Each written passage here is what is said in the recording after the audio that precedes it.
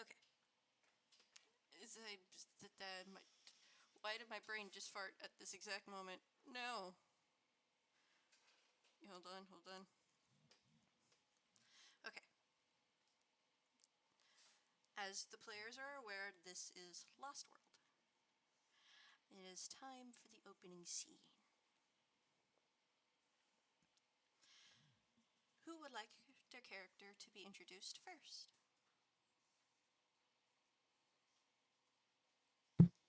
I think I'll wait and let somebody else go first right now. I don't mind. I generally do not mind. Okay, well, Drizlik just hopped out of the... He might have disconnected. Yeah, he just disconnected from the chat. I know Discord's been being real poopy lately. Very, very, very poopy. So, I'm not sure if Drez heard my question was if I was asking whoever wanted to go first, please let me know and I will introduce your character.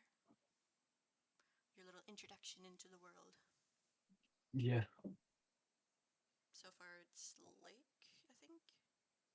Yeah. I'm not fussed. Like if you, I'm really not fussed. If anyone wants to go first, you can. I think me just Spuds collect my should just thoughts for a moment. decide who goes first, and then we'll roll with what you have, Spuds.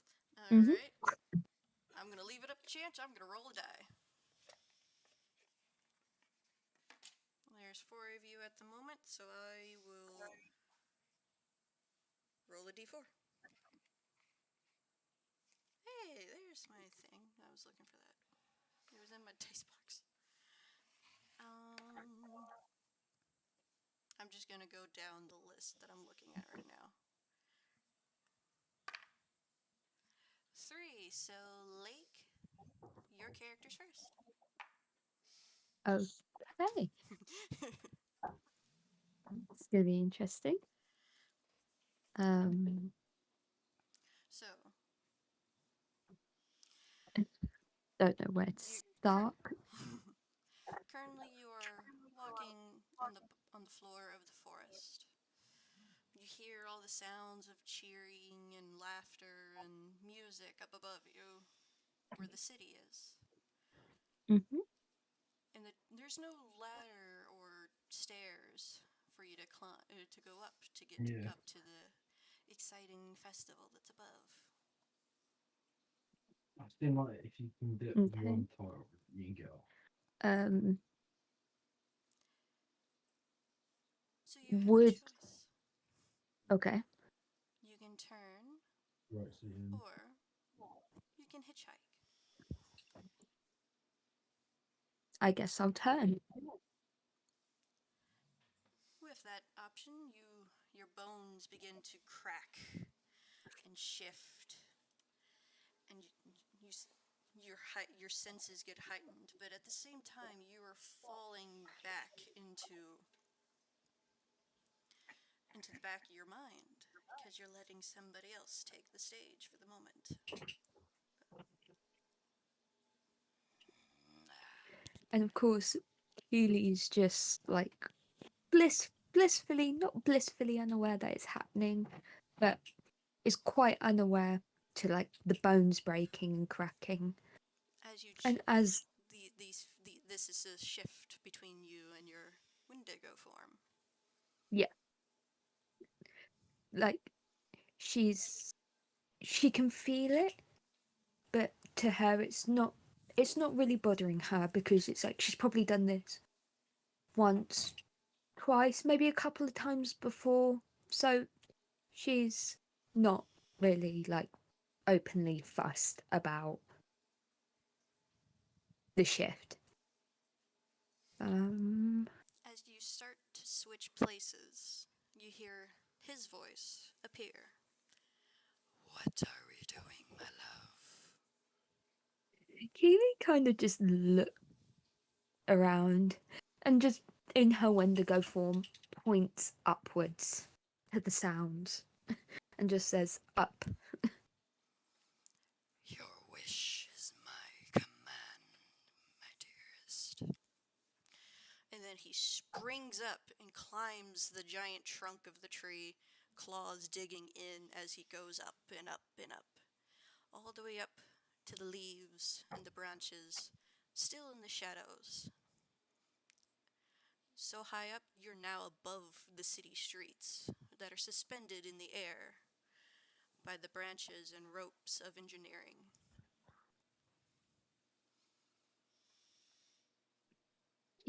Keely kind of asks, "What's going on?" As I'm not really in control of my body right now, you've got the reins. Could you please enlighten me what's happening? It appears that there is a festival going on. As his eyes dart around to gather more information, he sees a sign that says, "Welcome to the Midsummer's Festival." And he tells you about the sign and that it's a Midsummer's Festival. Are you interested? There appears to be Keely, food. Keely kind of just chuckles and goes, "Always thinking with your stomach."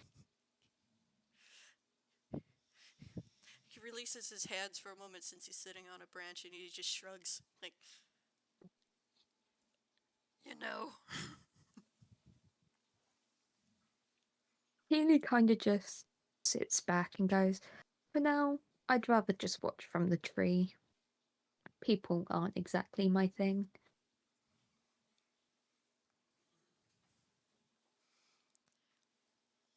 And she then asks, "Can I at least have my body back?" Of course. You may have Thank it you. back. Thank you. And as you switch places, your body shifts and gets smaller and goes back to your elven body, and you're just sitting on top of on a branch, just looking over the city as people walk by, and you see these stalls with like different foods, different games, music filling the air, and you see like little children running around with toys that they've won, or candy apples, or and lots of laughter and fun. And then you see like a couple trying to win a game and failing. And then you see, like, you peer through the trees a little bit, and there's the palace of Etterfast, where the king and queen and their family live. There's a giant, like, searchlights going around, like like there's a party over there. And then, a firework goes off as the sun is almost set.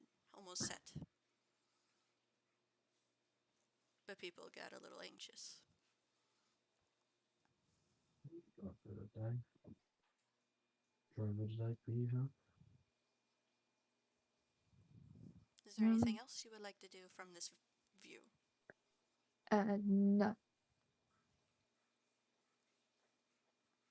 not at the moment. Okay. Who would like to go next?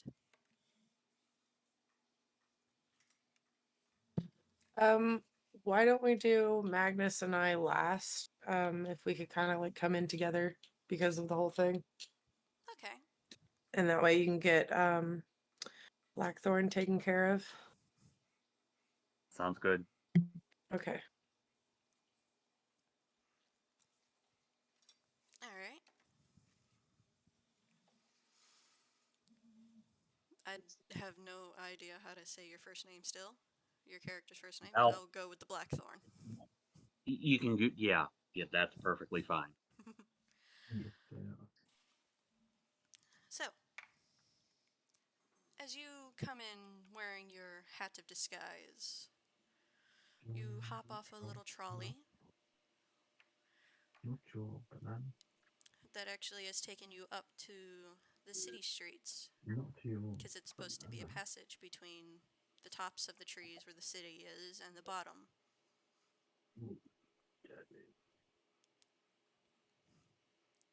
Because you were traveling at this point. As you're looking around with your little glass attached to your eye, you notice through the crowds that there's a little familiar symbol outside of the tavern that has a barmaid screaming out, "Beer drinking contest, beer drinking contest. Winner gets free beer all through the whole festival."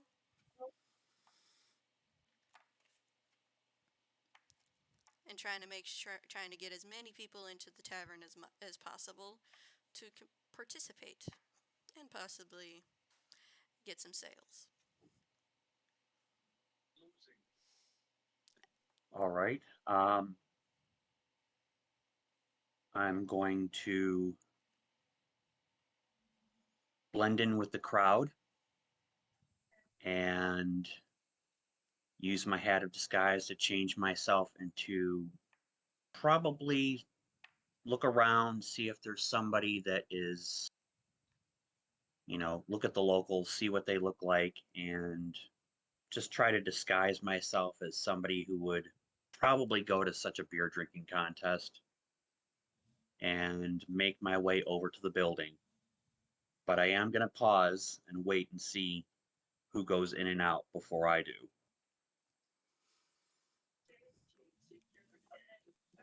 After you notice that it's just a mixture of different types of people, mostly commoners who don't get the privilege to actually do this type of festival on the regular basis, but they always try to do it for their children or for their loved ones. But then you see some rougher looking people who seem to have somewhere on their clothing the same symbol that you saw. They're looking around and then they walk in and there's also a bigger guy. His air seems familiar to you, but he's physically not this familiar, if that makes some form of sense. Yeah. So I haven't seen these men before, as far as I know. Is there anything I can tell that sticks out about any of them? I don't know. You know what? Let's do this. I'd like to use one of my spell wrought tattoos and cast Detect Magic and see what I can tell about them. See if there's anything maybe a little off about any of them. Okay. When the spell is activated, you can tell that a lot of their garments and jewels are magic infused, especially their rings. They're filled with more offensive magics. But the big dude, all he has is his rings on his fingers and something behind his eye patch. All right. Well, I guess it's time to make my way across the street and just act like I'm one of the crowd, somebody who's who's enjoying the festival and is going to take part in this drinking competition, and make my way inside.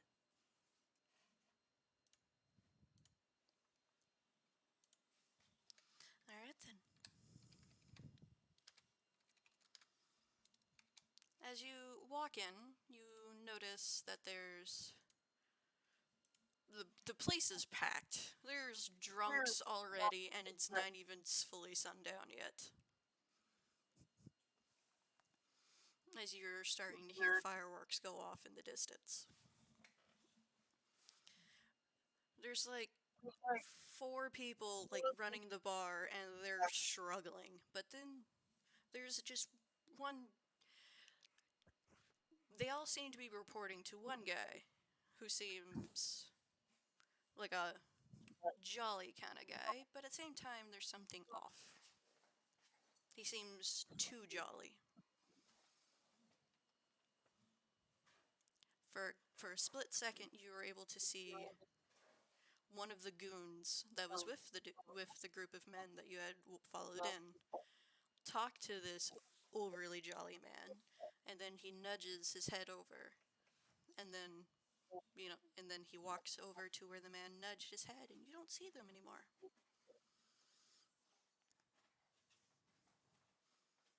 All right. Well, I'm just going to just blend in with what's going on and observe the situation, see if anyone comes back, if that person reappears, um,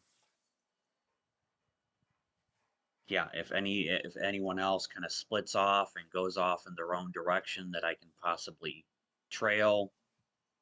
I'm just gonna observe the situation for now.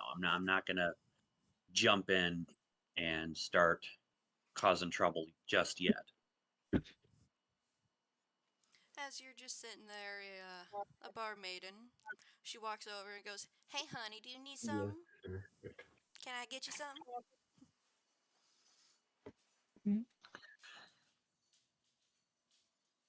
I'm not very good at voices, so I'm just going to say this. I'm just going to ask her Voices in the right for button. a whatever the drink of This is preference is great. this evening.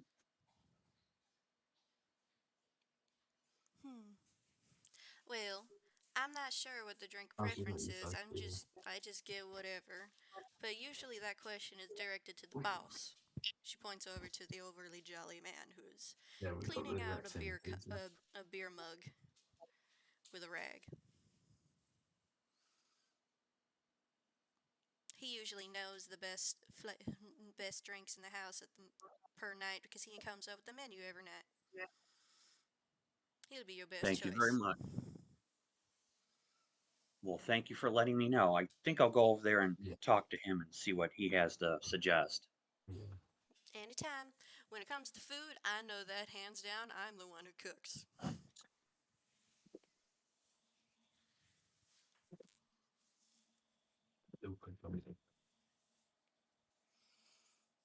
So I'm going to get up and I'm going to walk over to where the man is cleaning his mugs and introduce myself as a merchant.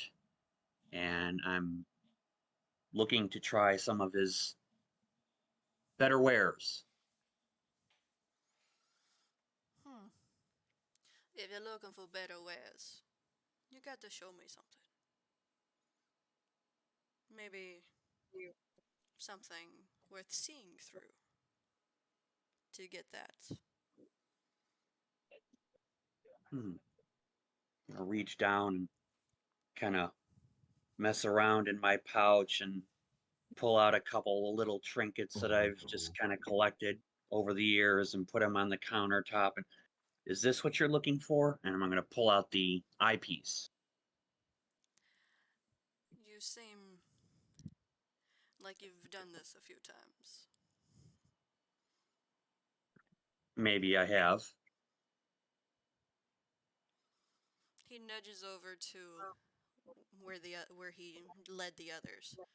But just turn the corner. You'll see a wall. Just walk straight through it. Right down there is my personal storage. Thank you kindly. I'm going to put a coin on the countertop for his help. Collect my essentially what I would consider junk. Put it back in my pouch and walk towards the wall and just walk right on through. And when you go through the wall, you see a flight of spiral stairs that looks like it was carved into the wood of the tree that these buildings are attached to.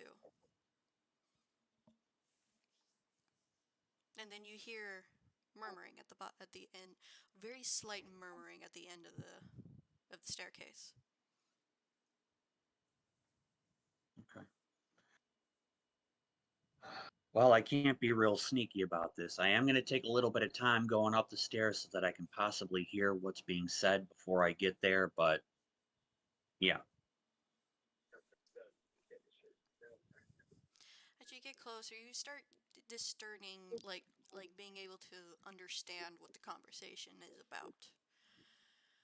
The bits and pieces you're able to pick up as you're going up, getting closer to the room, is that there is a very specific person that is working at the theater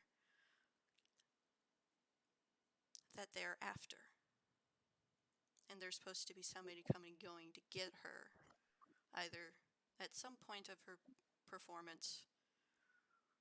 You can't tell when, but you just hear the name Monarch.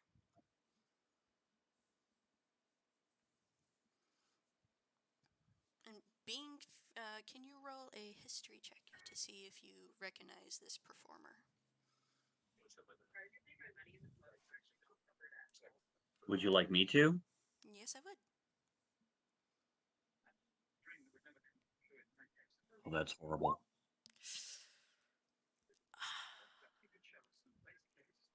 All you hear is just the name Monarch, and you're just a little confused on what's going on a little bit, but you understand that she is a performer due to the fact that they said during her performance or at some point in her performance. That's all you can discern. Okay. Well, while I'd rather have a lovely conversation with the gentleman upstairs, it's probably best that I go find out what's going on with the Monarch. They might be able to help me more so than, yeah. So I am going to quietly leave the tavern and make my way to wherever the performance might be. I'll probably ask a couple people along the street, where would I go see the Monarch?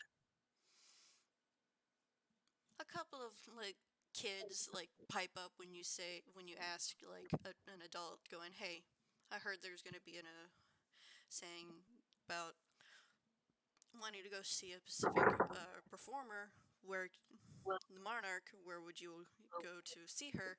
And a bunch of kids pop up. "She's an amazing singer. Hey, we're gonna go see her. You want to come with us? She's gonna be after a rock and roll band called the Hexes. Let's go.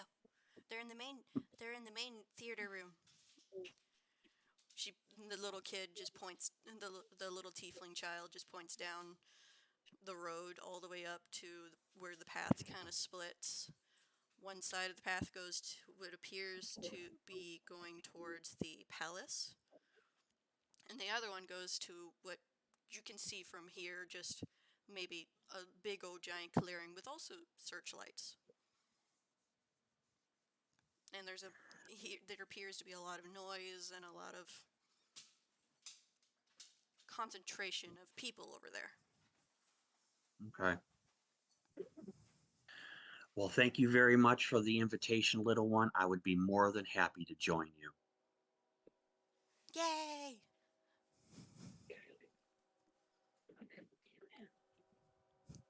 And then you see just a couple, a tiefling woman walk up. "Sweetheart, what are you doing?" "I made a friend. We're gonna go see Monarch together." "I better come along, because it's a little odd for a stranger to want to go see a performance with a child without asking whether or not there's a parent present first." I understand. Besides, he reminds me of my own son. "Oh, you have children? Well, that's a little bit more. Whew, that calms my nerves a little bit." In fact, that's one of the reasons why I'm here. He's run into a little bit of trouble and I need to help him out. Oh. Well, Monarch Monarch isn't going to be performing for a little bit. There's still the hexes haven't gone out yet on that stage, so there's a little bit of games going on, like there's a little rifle game over there, or there's street food. But for the moment, I do recommend just already going down there because it is a little bit of a walk.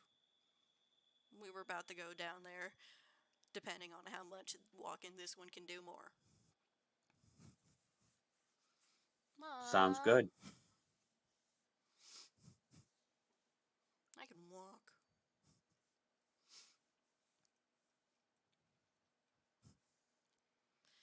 As they start walking down the street where they had pointed for your direction. What are you gonna do? I'm going to follow them and just blend in with the crowd once again. All right.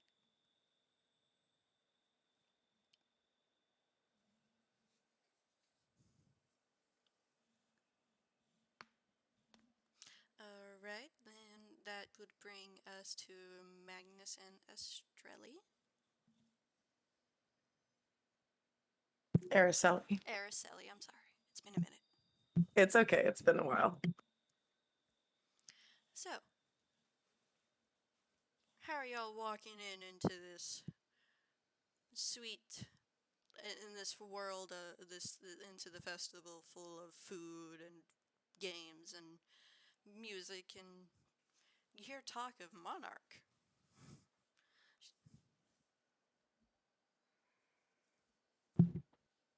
You want to go As first? as you see a Oh. tiefling mother and her child talking to this person, talking about a performer named Monarch and wanting to go see her. Okay, so as Araceli hears this, she's got her mouth full of cotton candy at the moment. She looks up at Magnus. Magnus, there's a singer. We should go see that. You want to go see that too? You should take me.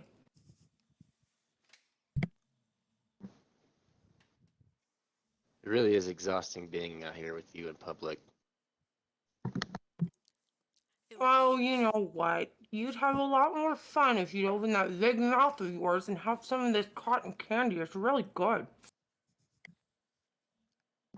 No, let's just get this over with. It would be funnier if she was sitting on your shoulders like a toddler does on their dad, just eating cotton candy while ruffling with whatever is on his head of either hair or his horns, just like, poke. So as you're saying this, so Araceli tries to walk a couple of feet ahead of her, but she's having difficulty seeing over everyone as she's kind of on the shorter side, being a dryad. So she turns and she looks at Magnus, and puts her hands up. Evie, I can't see. You should carry me. Fine. Yay! I promise I won't get cotton candy on you this time, promise.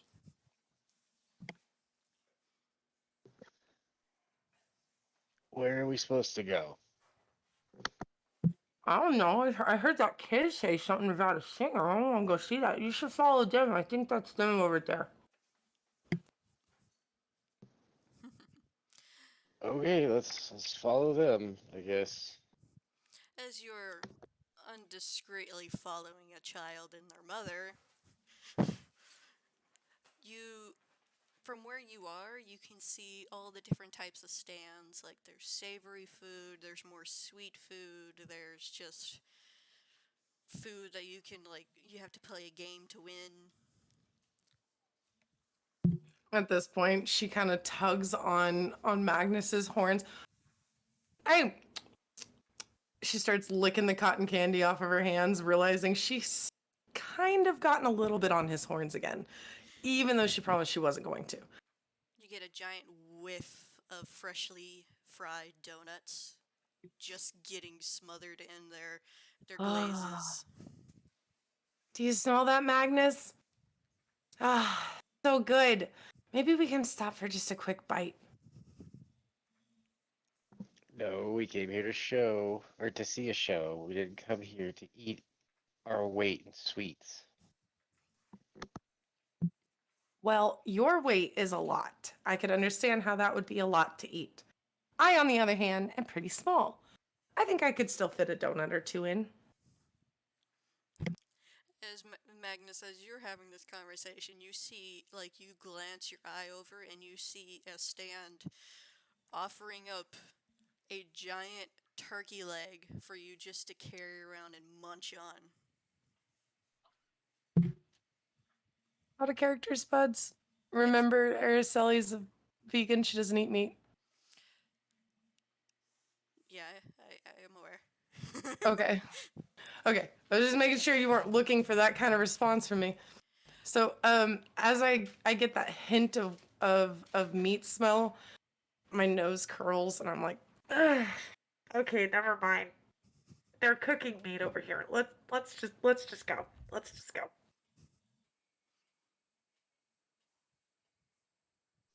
Um, I guess we'll just continue walking, and I'm gonna try not to step on anybody. Which you find kind of difficult, seeing as you're quite large, and there's plenty of small children running around, just running around aimlessly, going from one stall to the next, trying to get as much as they can before their bedtimes. So I'm gonna go back to. I'm assuming I can see like some kind of stage or something, right? You see, Like where people are gathered in front of something as they're like expecting a performance. you see a concert hall, and you see there's plenty of. You can see the road, and then you can actually see where it dips off to the clearing where there are several concert halls. But the big one in the middle is the one has got the poster for Monarch and several other bands that are playing in that specific concert hall. Okay, well, I'm gonna carrying her around, so I'm gonna walk over towards them as elegantly as I can, and then I'm gonna go to the back of the crowd, and I'm just gonna sit down behind everybody As on the you're ground. walking towards the concert hall,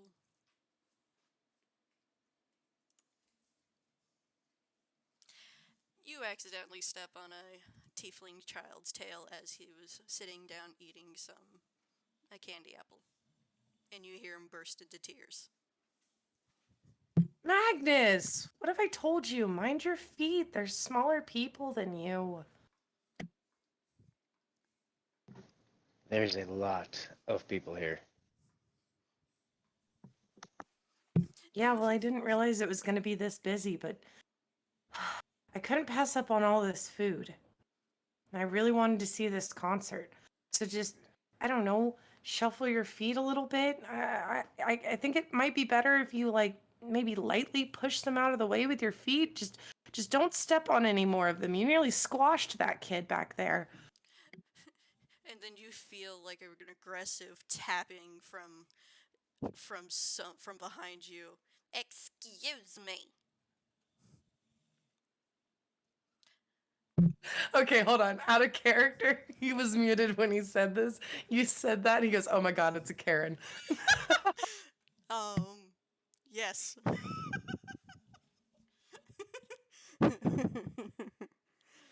I'm sorry. Okay. So anyway, I turn around and look at this, I'm assuming lady, and I'm like, yes, can I help you? You stepped on my son's tail. What are you gonna I'm do to pay for sorry his medical about bill? that. I gotta take him to the hospital now. And he was so looking forward to the festival. You've ruined his day. Ruined it. Is the kid standing next to their parent? Yes, and he's holding his tail up, and he's just like crying into his own tail. You can kind of tell that he's like 8 or 9 years old, around there. How about this? Hey, little one, how would you like the best seat in the house tonight? Where? Up here with my friend, Miss Thorne. And I do a little wave at him. You can come sit up here with me. And I pat his other big shoulder. Just hold on to his horns. Don't touch that squishy pink part on his horns, though. I accidentally got cotton candy on him again, but don't tell him, okay? Shh, it's a secret. You did what? Nothing. Nothing. I did nothing. You can come sit up here with me, and you know what, ma'am? I'll even do you one better. I will go ahead and heal his tail for him. He'll be right as rain. No medical expenses. If you can do that, then I'll let him go with you as payment as a sorry. As she says that, I kind of like scoop more over on one of his shoulders, and I let him, reach down and pick up the kid. Once he's up in my range, I'm gonna go ahead and cast. Let's see. I'll cast Cure Wounds on him. At first level, he didn't get hurt that bad, right? Oh God, never mind. I healed him for 5.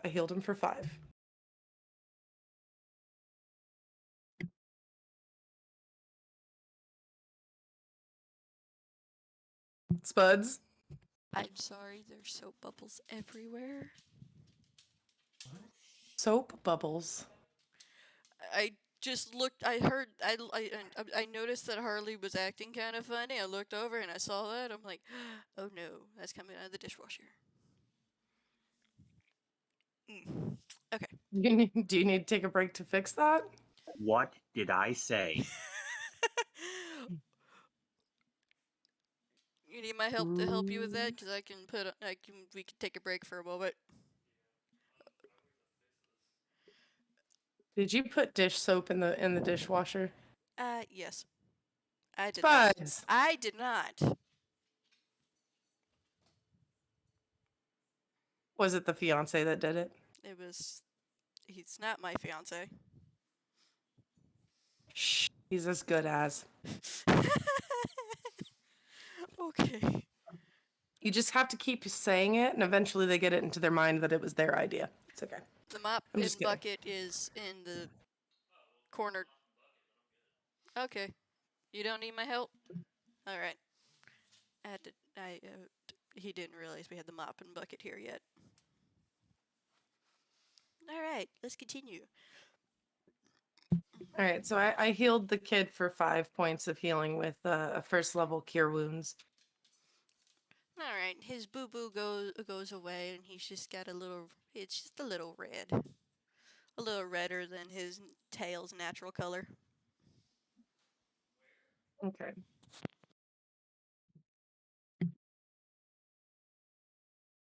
At that point, I'll give the kid like a little wink, and elbow him lightly in the side and go, "Watch this." All right, mush, mush, Magnus, mush.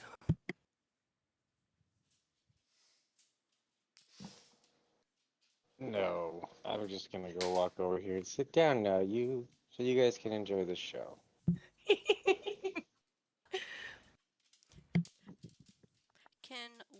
Do you, both of you, or one of you want to roll like a perception roll?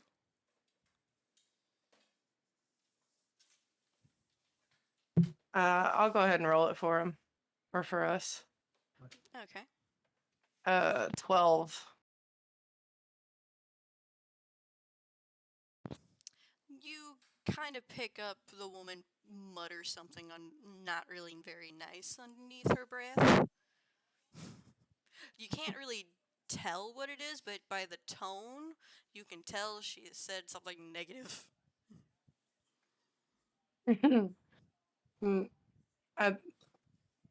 Araceli probably wouldn't respond to it, as she doesn't get normal human behavior anyways, so she thinks that she's just trying to cheer up the kid. That's all she cares about at the moment. What about you?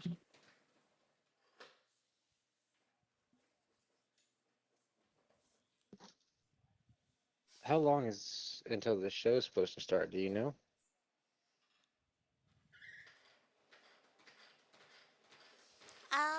Oh, yeah, to the kid. Who are you addressing? The kid. Oh, last time I checked, I think it was. As he puts his finger in his nose and starts picking a boogie. I think it was, and he rubs it on, rubs the boogie on your horn, and then goes, in 10 minutes. Araceli very quickly, like takes a leaf, like hanky from her satchel and quickly wipes it off, and then tosses it over her shoulder, and looks at the kid and kind of gives him a, "Don't do that, don't do that" look.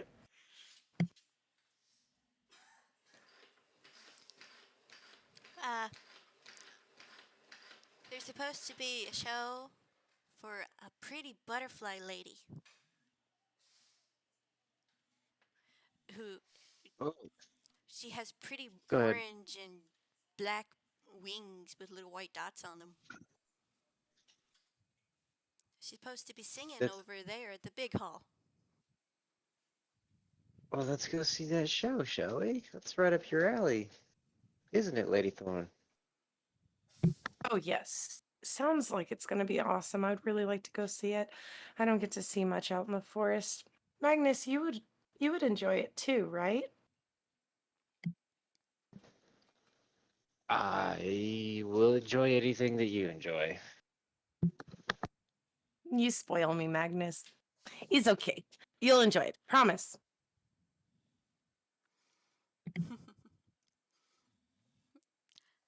Alright, so y'all are on your way down to the hall. I would like to go back to Lake since she is just sitting on a branch.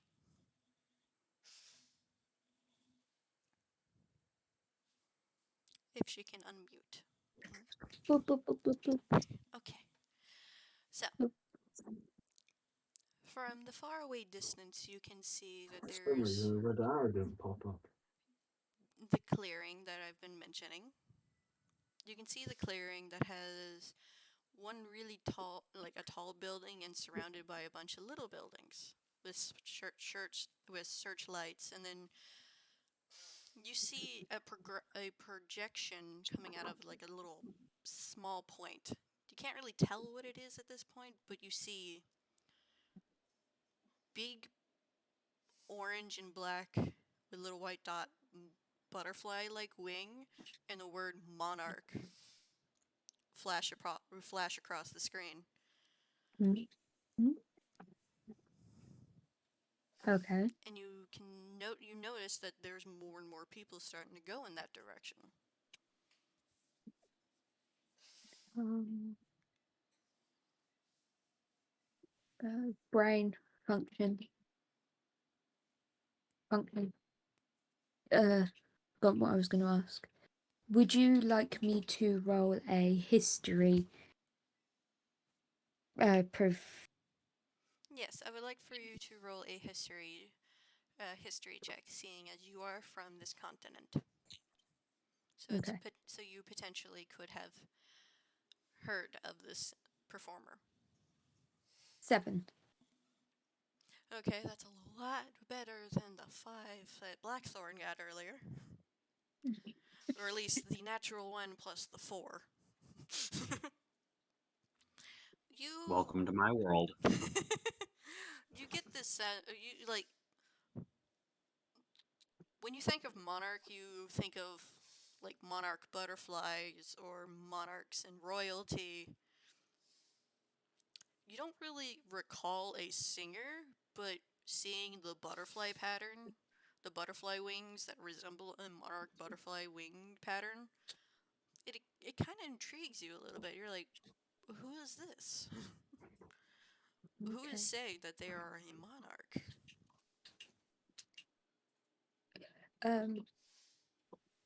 Would it be the thing like because she's of noble origin herself, like she's like, who could this like with in quotes monarch be?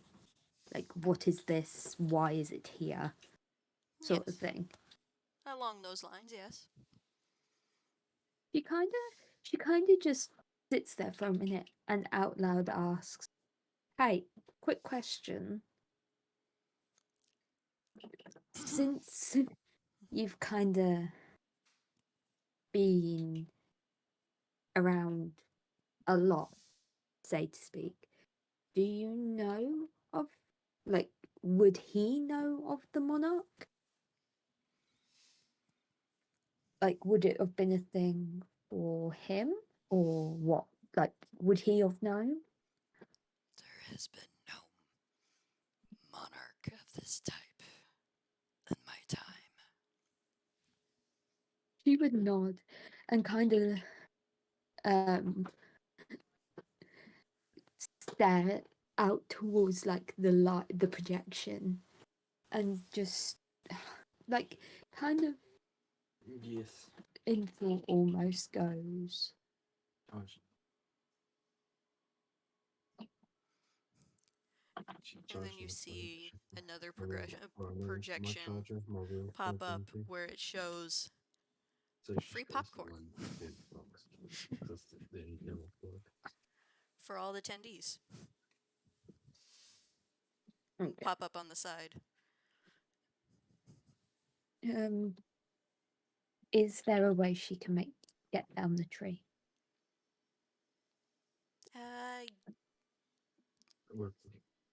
Yes. Or does she have to shift again into her She Wendigo? may have to shift again unless she feels like walking to the edge of the branch and then and trying to jump down onto one of the tunic-topped stalls and potentially bounce into the street from there. But that would take an athletics roll.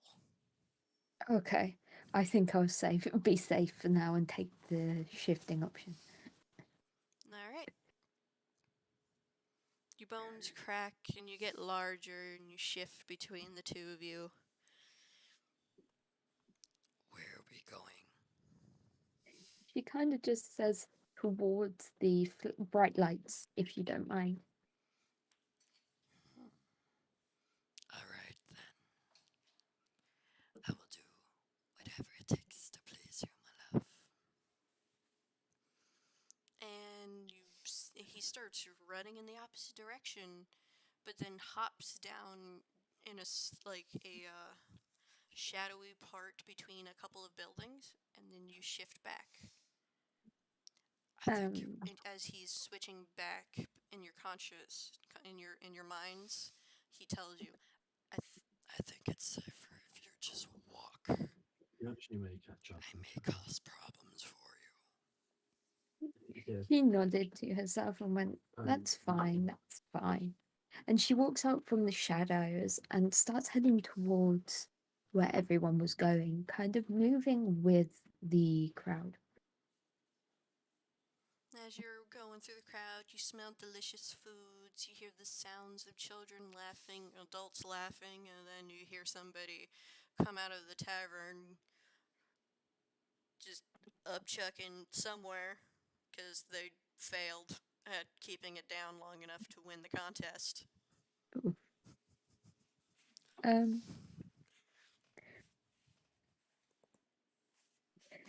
Her head kind of turns towards the sound of the person like throwing up the alcoholic beverages, and You see like this like human with like yellow, not yellow, like orangish kind of brownish scuffled up hair. He's got like a 5 hour, like a 5 minute, like not that 5 o'clock shadow going on. He's just kind of raggedy looking.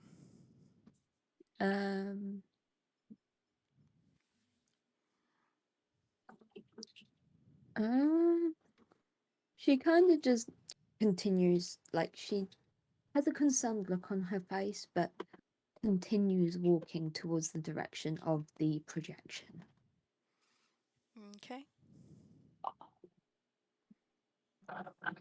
And as you're walking down, you get the giant whiff of the giant turkey leg, the big giant turkey legs that you can carry around. You get a nice big whiff of delicious savory meat, Um, and then you Keely, hear him in the back of your head just going, Oh, I know how I feel.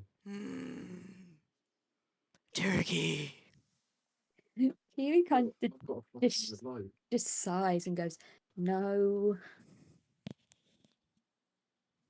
I haven't got that less in than No, you're not having any. Maybe later. When was the last? When was the last time we ate? Lord, please. No hands going down the street. A week ago. You'll be fine. I don't think you will be fine for much longer if you continue starving yourself. She kind of just sighs and goes, "I said we'll be fine." All I right. think I might win the championship. Don't She blame walks. me when you're hungry in a few minutes.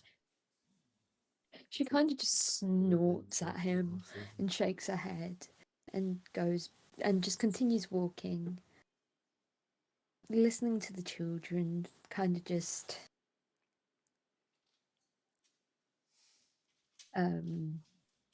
the children like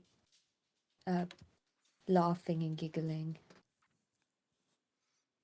And then, like, out of nowhere, you hear a child crying as if he got his tail. You just hear a child cry out, "My tail!" for a moment. And then you see what looks to be his mother fussing at a giant thing with a smaller thing on his shoulder. Haley kind of feels a bit like tensed, and she gets ready to protect herself, but not seeing the kid and the mother argue at this giant creature looking thing, she kind of doesn't think anything of it other than, oh, it's just a child that got hurt.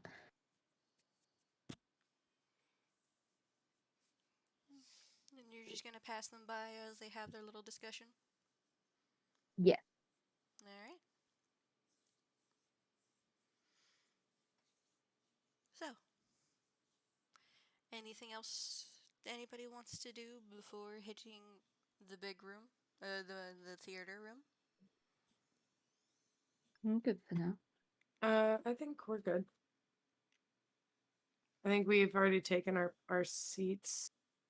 If we're not back at the moment where Keely's walking past us.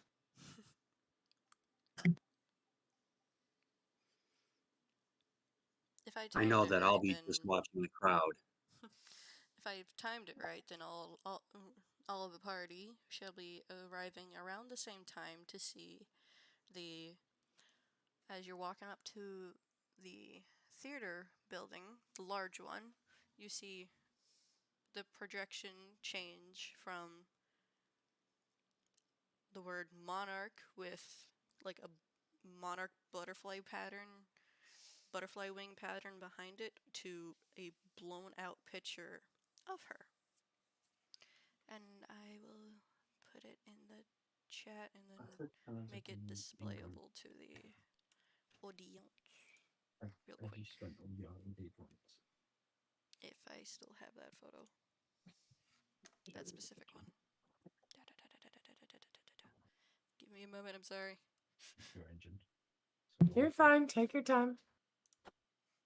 Jason, check your engine. Check your engine. Okay. You sure? I'm going to put it in the voice chat, like chat box, like thing.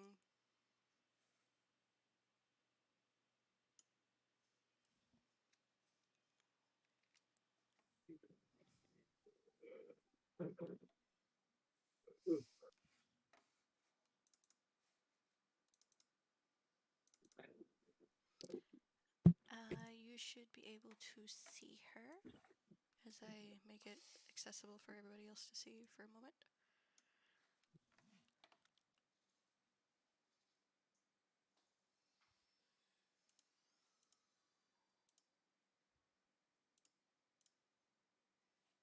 There she is. Babe, I don't think you're showing the right thing. It's the same screen. I'm sorry. You're fine. I just didn't know if you knew what you were showing. I'm just trying to help. You're fine. Breathe. You're doing well. Don't get yourself all stressed out. It's I see the session picture in one. the Discord chat. Yeah, it's session one. There's going to be a little bit of technical bugs. It's going to be a little nerve wracking. It's okay. Don't worry about it. Breathe. Okay, I'll just. Well, I was gonna need to uncover that anyway, because.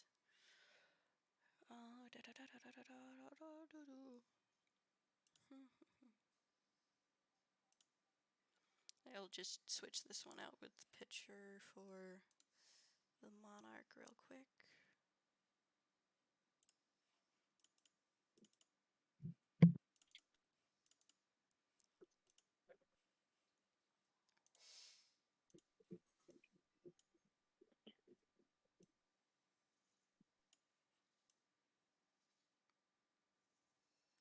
So yeah, if you're able to see, this is Monarch. You see her image flash across the projection screen as it has her name around around her feet. Performing live very soon. Please take your seats. Can you all see the picture that I put in the Yes. chat or on the stream? Yeah, we can see both of them. Yes.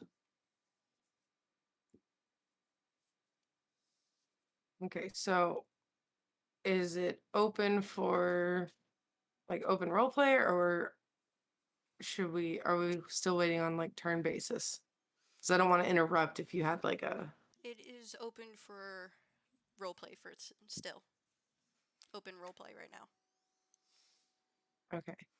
So Araceli's not gonna really say anything, but she is gonna like lightly tug on Magnus's horns and then point up, and then look over at the kid and flash him a smile, trying to like get him to enjoy the fact that he's able to see over everybody else's heads as we sit up on top of this massive beast of what Magnus is, sitting on his shoulders above the crowd.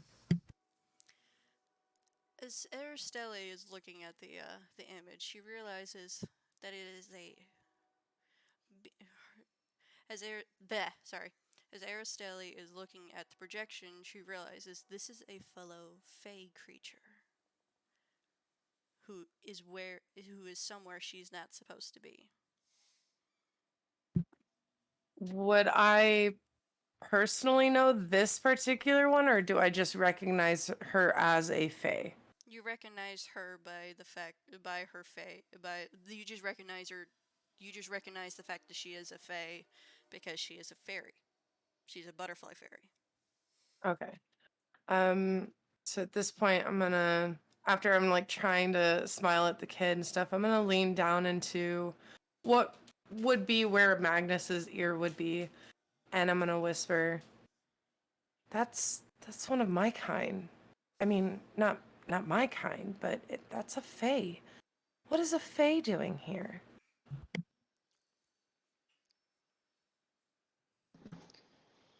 I don't know, but this has got a whole lot more interesting.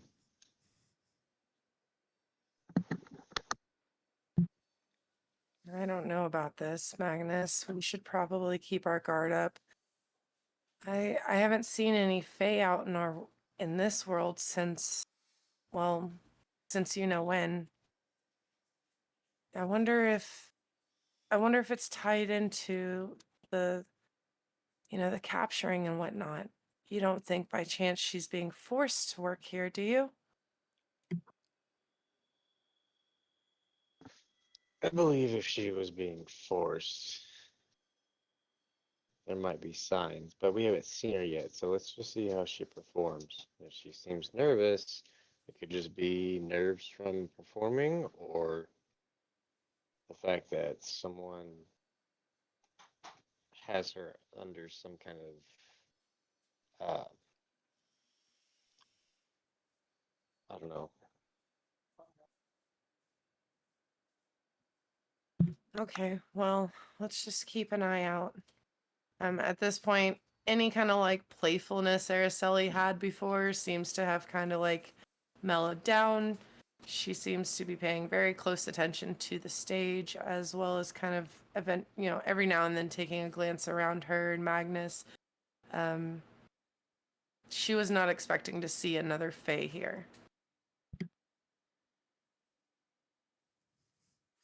All right.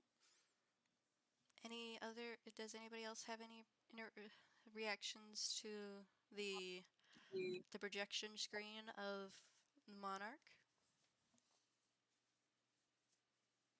I don't have any reactions, but I'm going to act really excited, and then I'm going to look down at the kids, and I'm going to say, "Here, kids, here's some money. Go get yourself some swag before the show." And while they go scurry off, how long has it been since I cast Detect Magic? Approximately. Approximately an hour. Okay. All right. Well, then I am just going to, while they're off buying whatever they can, I am just going to really concentrate on the crowd and keep my eyes open for anything that looks like it doesn't belong. A 17-foot tall nature guardian sitting with tiefling and a dryad on their shoulders.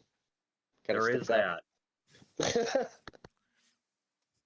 You notice this 7-foot creature and their companions have, at least one of the companions appears to have some form of magic items or such, or they are magic themselves, especially the 17-foot creature that you've never seen before. He's radiating with magic. And you notice that the little one on his shoulder is also having some magic radiating from her.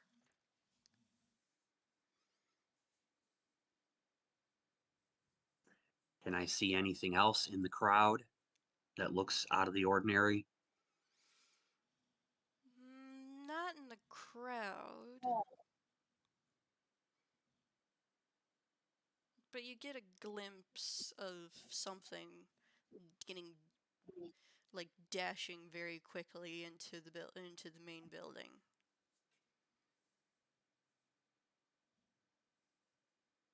Okay. Well, then I am going to wait for them to return from their swag buying, and I am going to make up an excuse and make my way over to where I saw what was going into the building. But I'm not going to act, I'm just going to wait and watch.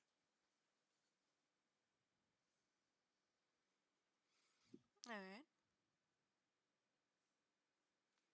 Lake, does Keeley have any interactions or thoughts about what's going on around her? The projection, the people around her? Would she, as she approaches, would she too notice the person going into the building? With your intense sight given to you? Most likely, yeah. But just as quick as it appears into your sight, it disappears. Okay. Could she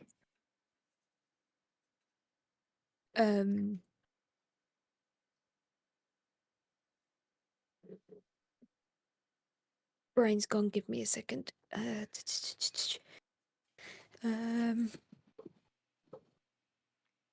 Could she cast an investigation check to check if anything had been left around? You can. Okay.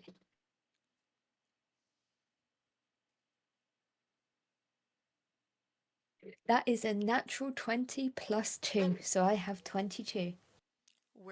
Where's this roll? I did it, but I don't think. Am I on? I did it on Beyond because for some reason, if I do it in, I think, are we using roll 20? Roll 20 is for battle purposes, and I've just have it open because I have it open, so what I am seeing is the room that y'all are about to be walking into. Okay. Yeah, I did it on Beyond. Okay, let me Uh, just I can look. switch. Let me look to see if I can verify that number. If you're using Chrome, there is a plugin that allows you to roll on D&D Beyond, and it will transfer those rolls over to Roll20. Yeah, it's called Beyond 10, I believe, I can. or Beyond If, 20. yeah, I might actually have a look at that after session. I can screenshot the game log and send it in the Because chat. I'm looking at the game log and it doesn't. That's Alas. because that's because I don't have it set to it. I accidentally had it on self when I was checking, but I can quickly send the screenshot into the. You can do that, or you could just re-roll. Yeah, here you go. I Okay. Yep, that's a natural 20 with a plus 2. That's a 22. Okay. I have now said it back to everyone, so Okay. Give me a moment to think about. Think.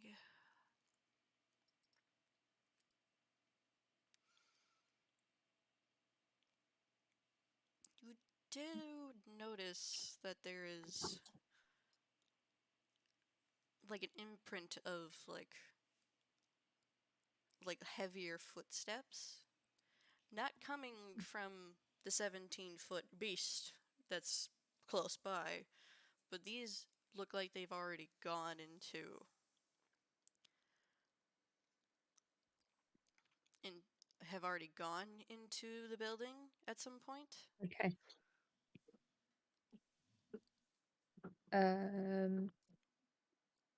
They're about human sized, but they just seem really heavy for some reason. Okay.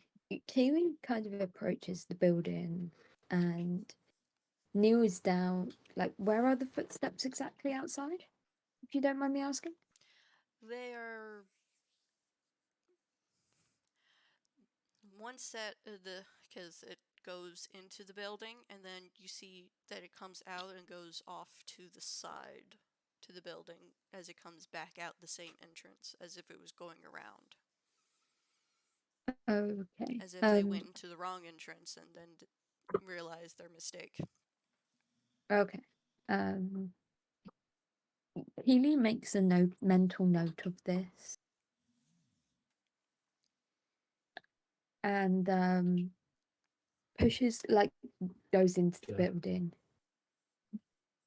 without a second thought and just, like, keeps in her mind that she's noticed the footsteps. All right. Is everybody else going into the building? Magnus and I didn't see any of that, so we're just sitting out in the crowd right now. We only I'm noticed just going to kind of Monarch. watch what's going on. So, like, if you can, please open up Roll20 so you can see the field once I allow everybody to see, so you can see the layout of the building and how much people are there.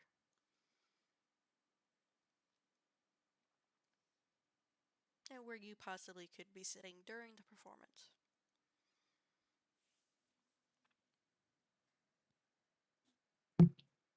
Okay, hold on. I'm confused. So going into the building is where we get our seats for the performance? Yes. It's a Okay, free so then admission Magnus and I would already be inside sitting down with the With- tiefling. with the tiefling child, yes. Because he would be like, let's go, let's go, let's go. Okay, because I thought we were at like an outdoor festival because they were able to see us sitting out there already, Well, the but they hadn't festival entered the itself, building. the festival itself is outdoors, but the performance to not just to optimize the amount of performers and amount of people to have fun, they decided to go with indoor so that way they can keep the performer sounds from mingling with each other if they were to do outdoor performances. Okay. All right, so I think the easiest way to deal with this would just be that Magnus and I had already entered, I guess, and had found a seat because I think that's where we had ended, was we were sitting down with the tiefling child. Would you like to pick out your seats?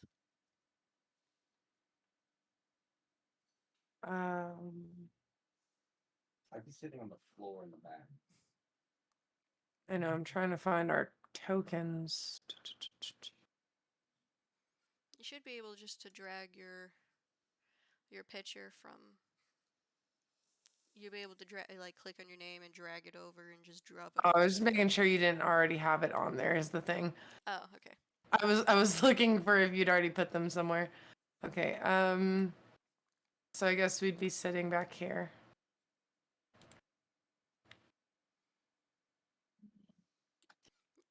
I'm just gonna say the kid is on Magnus's knee because he's so small. Okay.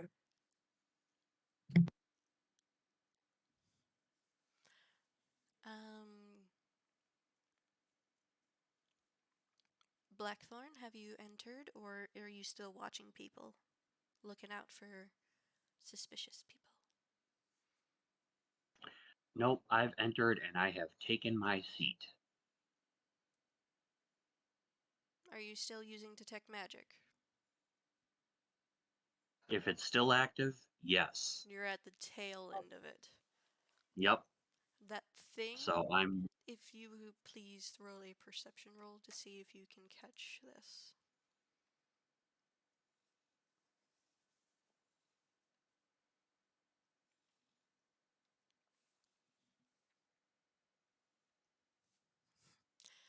Alright. As you're using your Detect Magic, you get a slight glimmer of restraint of something that seems to be restraining someone in the back.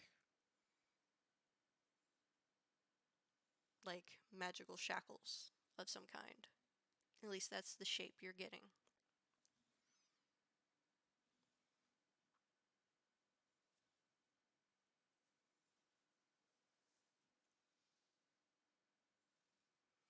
And more of like okay, so in something's this being direction. held against its will in the back room, back behind the stage or on the side of the stage. I'm just gonna play it cool and just kind of wait and see what plays out here before I go running over there.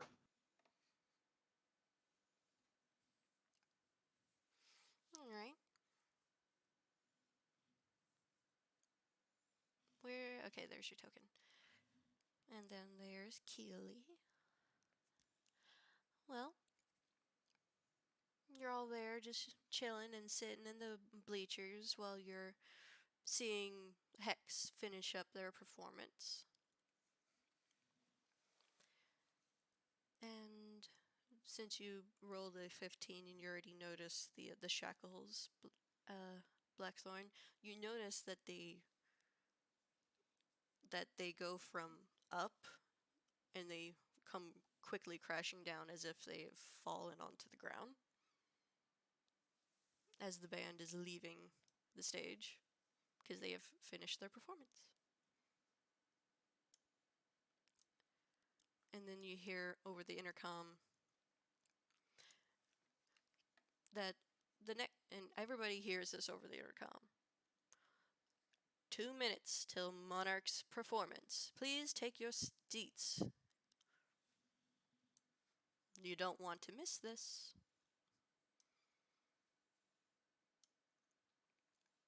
I'll just put them in random places. Can I see like I mean obviously I can probably see how some of the people on stage are dressed and that sort of thing. Can I would okay, well actually that would be a question for you. Um I'm gonna kind of see how they're dressed and how, yeah, just see how they're dressed, if there's any kind of uniforms or anything like that that are being used. And I'd like to excuse myself and kind of step off to the side and change the way I look so that I look like one of the people who are working the venue, whatever, in the back.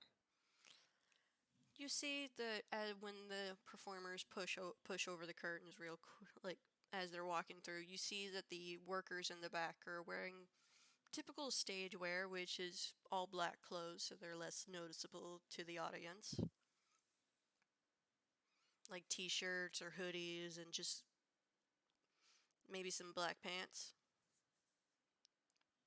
But the performers Okay. themselves, they were like dressed in like punk rock kind of attire. All right, so I'm gonna kind of look for a place where I can kind of just step in real quick and switch out and then step back out. Maybe walk up on stage and kind of blend in with the workers. All right.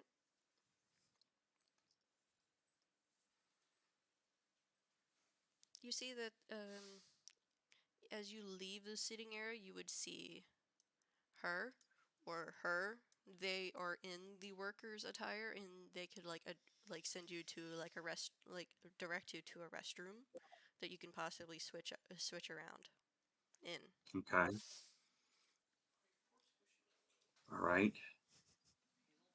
So I guess I'll move myself over here and all right, so for the sake of not running in and out of the restroom and changing, I'm gonna run into the restroom and change the way I look to look like the rest of the crew. And is there any like loose equipment around or anything like that, or even just a box that I can pick up so that I can act like one of the crew moving something?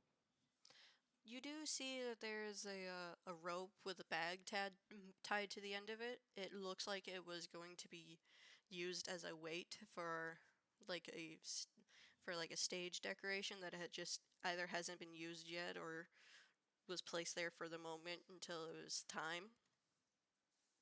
Excellent. I'll pick that up and I will start making my way behind the stage.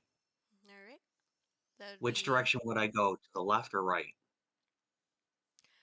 I mean, based I know that's up to me, but based on where you are now. It would be best to go here because this is a backstage access point, and so is here.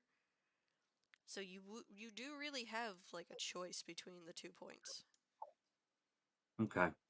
I'll go this way over here. And as I'm passing by the person there, I assume they're another worker Yes. standing there watching. I'm just gonna It's act just a like, little scrawny teenage kid who's just like, oh, I'm only here because I need money. School sucks. You can tell that this is just a summer job for him, just based how he's just presenting himself. all right, I'm just as I'm walking up to him, I'm kind of pretending that this is really, really heavy, and I'm like, come on, man, get out of the way. I gotta get in the back. They need this. All right, all right. I'll open the door for you. Just what I'm guarding is the VIP room. The door for the backstage is right next to us. He just steps to the sides and like goes against the wall and holds it open for you. I know they're heavy. Just go. He, So I'm going to make my way down the hall. I take it this is the hallway here. I'm going to make my way down the hallway. But before I make it to the corner, I'm going to kind of stop and listen and see if there's anything that I can hear. you hear two voices. One kind of saddish, one that has like the one that's kind of sad. She's got like sad tones in her voice, like she's just not happy to do this but she has like she just can't say no. And then you hear the other voice just kind of authoritative, talking, seeming as if she's talking down to the one that's sad.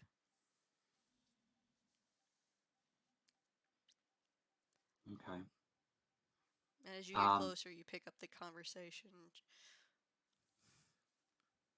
Manager, I know I'm supposed to do this, but why am I wearing these shackles? Why do yes, you took them off of me, but why do I always have to wear them?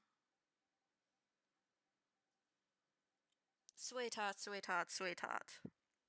If we don't want you to accidentally just show everybody just out and about as if you're getting milk from the stove. That you're magic. And plus, do you really have a choice?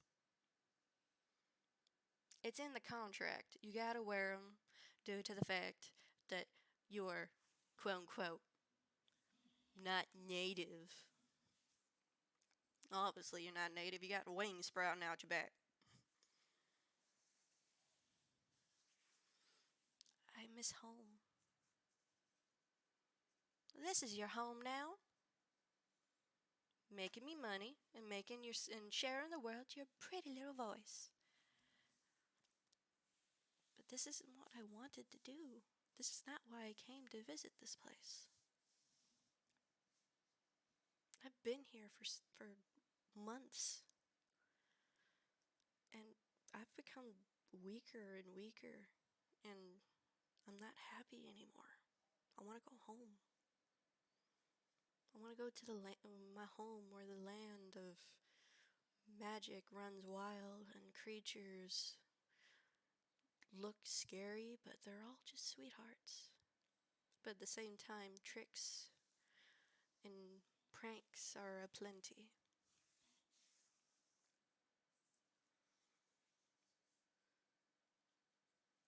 Now, sweetie, if you keep talking that loud, your people are going to hear and they're going to think that I'm holding you, quote unquote, against your will. I'm not the one who signed the contract with her blood. You are. You chose this.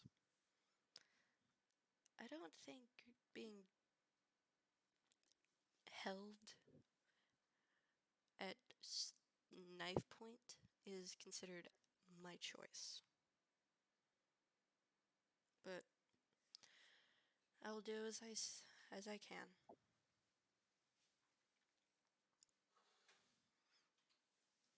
And then they walk off.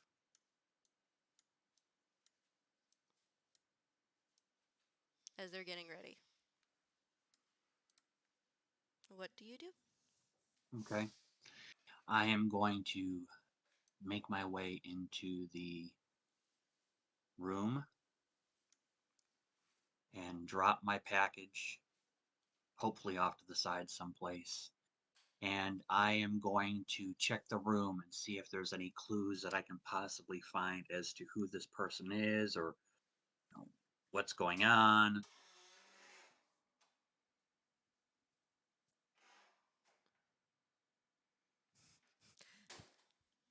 Okay. Is everything okay, hubby? There's a lot of banging. Oh, I thought you got all the bubbles up. That's the thing with mopping up soap with water, especially dish soap. It just makes more bubbles. You're going to have to keep washing that floor until I you don't. might have to pull the dishwasher out to get all of it. I don't think he's. Yeah, I think he's just soaking it up with the dry mop as it's getting wet and crushing the bubbles. Okay. Um,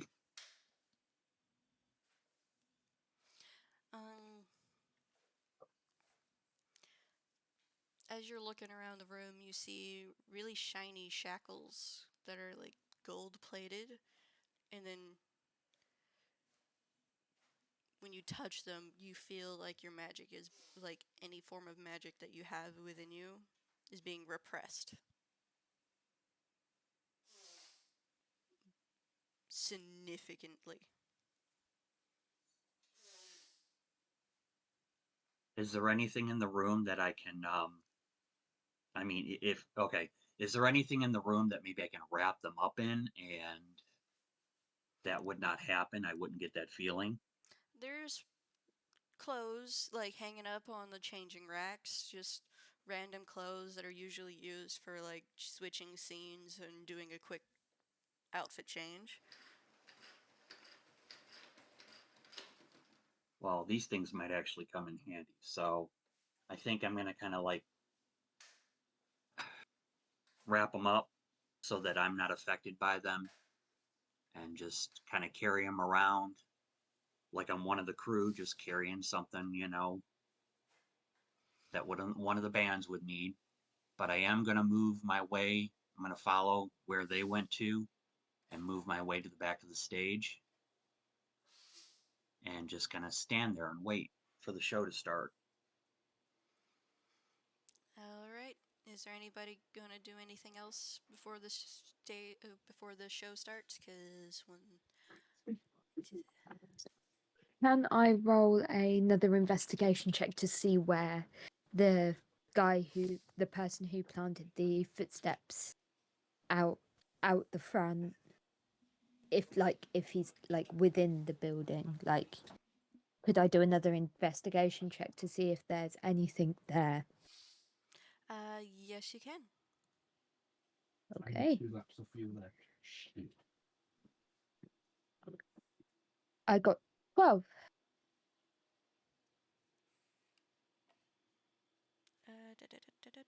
Hold on. I can't wait to win this race and prove off Okay. this track. When you were passing through the entrance, you had noticed that the footsteps had led I know. to what looked to be this man. Which man, sorry? This one. Okay. But they also lead away from that spot. So it's possible that the away footprints could have been first, and the ones that you have been following are recent. If that is what you deter. Okay. Healy kind of approaches the guy standing at the front and kind of just smiles at him and goes, excuse me, have you seen any strange figures come through this way at all? You see, just smartly dressed gentleman with this combed back blonde hair, and he's just like, no, pretty lady. The only fun that's strange around here is why you're not on around my arm. And plus, I,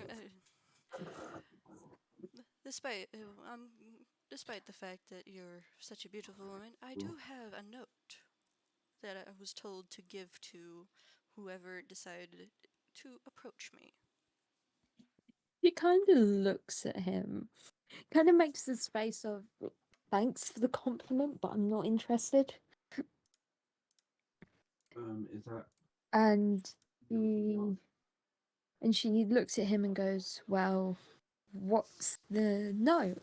Is it something of importance?" a new TV? I was just told by my boss, who comes from a higher point in our society, I guess, Yeah. that She kind of just Imagine you could get a helmet. that just looked like they could handle what could be occurring. she nods and kind of just in the back of her Right. mind goes, It's a sign.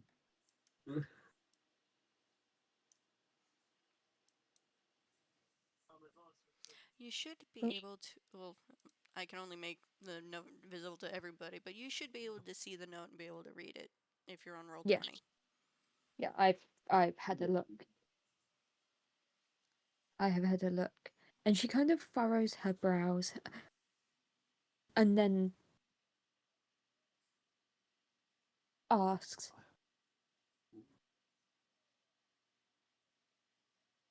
that monarch is, do they have something to do with this? Monarch is just a pretty lady who's good at singing and sounding as if she's like a robotic creature. But at the same time, she can make her voice sound as if she's like you or me. She kind of furrows her eyebrows at that and kind of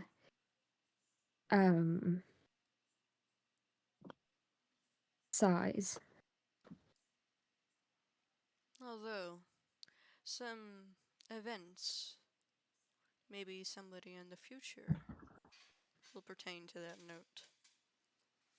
She kind of furrows her eyebrows and looks at him kind of wary and then kind of looks back at the note and mumbles like to him, the gate of Aquarius has been opened. Do you do you think it could be about No one's one. any Slow down and re-ask the question. my she kind of looks and then right, let's try this again. There.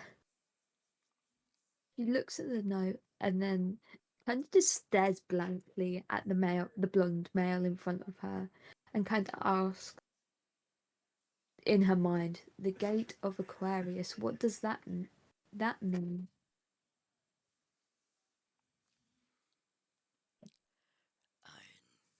What does know of Aquarius?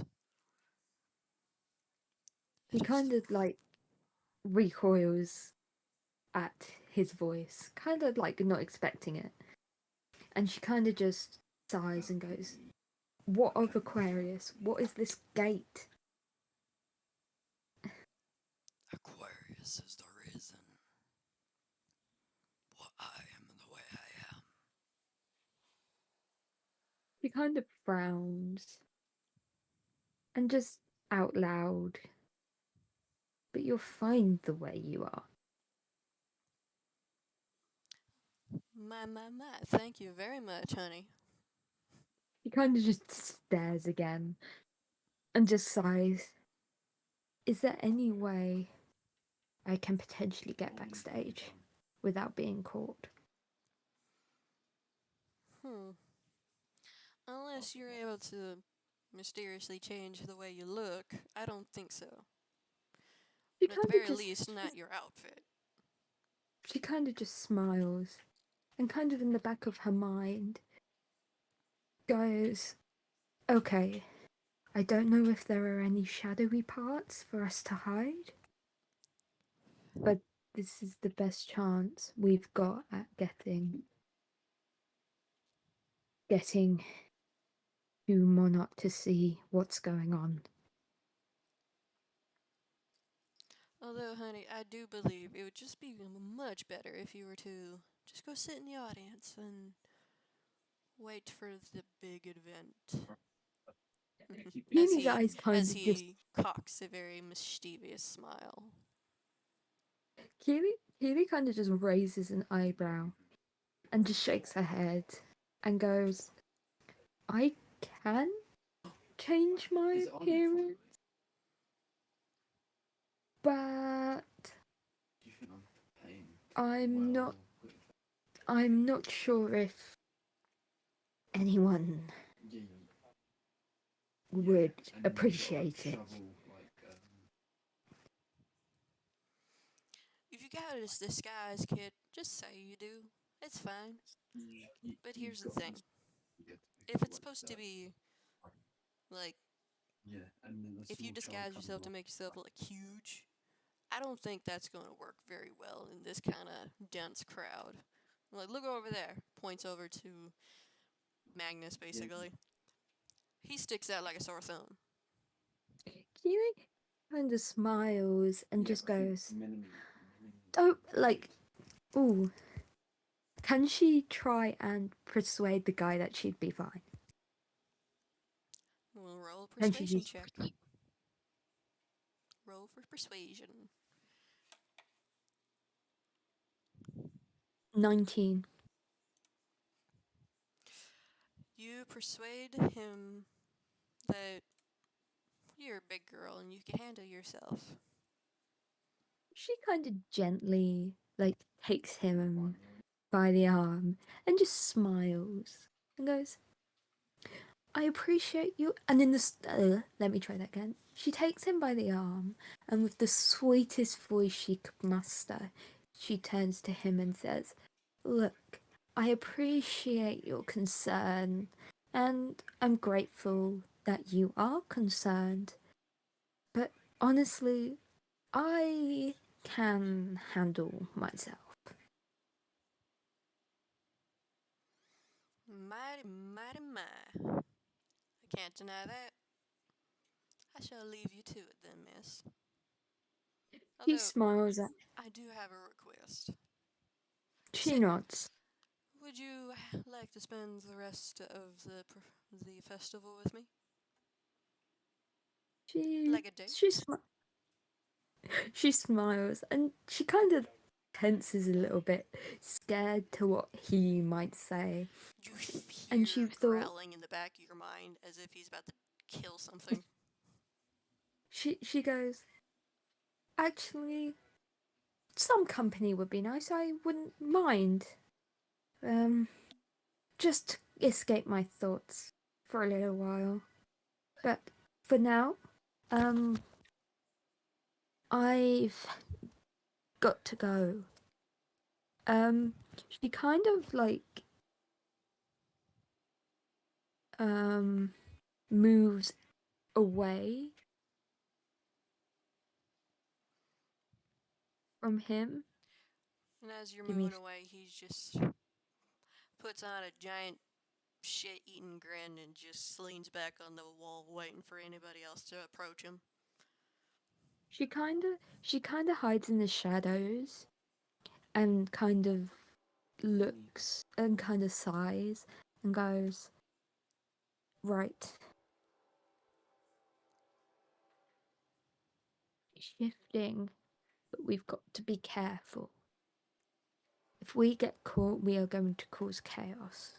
Because we aren't exactly the most friendliest looking creature here." I like it that way. Kind of sighs and goes, "No. No. No. We are not scaring people."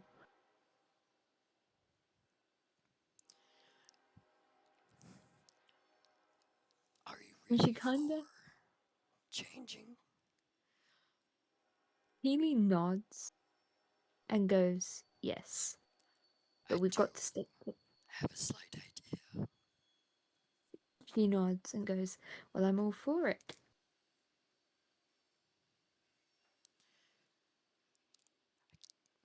How about you make it seem like you need help from one of the workers and steal their clothes?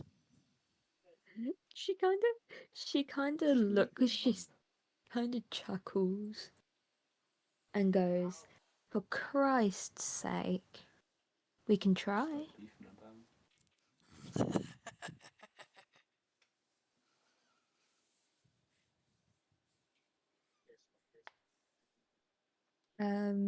Would you want me to roll a stealth check? Mm, it depends on who you're gonna try. this tactic on? Because it depends on whether or not they're acquainted by somebody or by other like passerbyers. I am going to. You ready, Jason? Right. This is a woman. This is a woman. That's a woman, I'd fucking beat this and one. that's a woman. These Oh, two shit. are men. Okay. I think Kiwi's gonna try for this one On the shop. here. You click The and one hold for on. the circle thing to pop up so I can see which Oh. one you're referring to. This one here. The one on the corner on the right, because for some reason I'll be it's doing meters. not letting me click and hold on my phone. So I'm using my This phone one? for it. Yeah, that one. All right. Keely kind of like approaches and smiles at the lady. She kind of seems hesitant with the idea of stealing another person's clothes. Like, that wasn't on her agenda of things to do today. You see this very floofy looking woman who doesn't appear to have normal legs, but she also has horns. So you get the gist that she is a stater. She kind of finds comfort in that and kind of just smiles. You can see that she is just wearing a plain black dress, long enough to the point where it covers a lot of her, but not long enough where she's gonna trip over herself when she needs to do something. Okay. No, that makes sense. She looks at you and she just blows a bubble in her gum. It pops really loud. She kind Can of I help she you? kind of We should be finishing it. she kind of nods and she's like, I Yeah, 14 points. would I say like she had like spilt a drink accidentally on her before like someone or something had spilt a drink on her. Do you have anything to make it look like you spilled something on? Something got spilled on yourself to make it a little bit more convincing? Because because she most likely would ask to see the stain to see if it's anything I was worth the going trouble. I could say like as she was like there's like a stain like because her outfit is white. She's got a white top on. Like you like there's a like what could only like be assumed that as like a reddish brownish substance. Like you couldn't really just like it wouldn't be blood to say the least, but like it kind of the coloring made it seem as such. Because I feel like before coming to the festival, like I know it's gonna hit me. she would have been in the like because of course like she has to eat every so often because of her Wendigo form. Wendy Bendy. As you're contemplating all of this, the group of 4 women that are over here, they start just walking in between the two of you, as if they're walking on the way out. They kind of have these like bored faces on, as if this place is not as amusing as they were hoping. Kiwi kind of watches them. And the And one back her here face, kind of like gets really close to you. she kind of Like, I put it on you.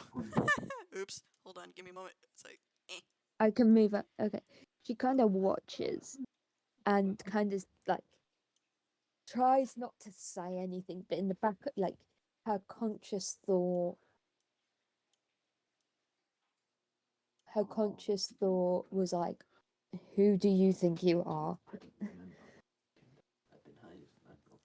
maybe you're water skin as they're passing by.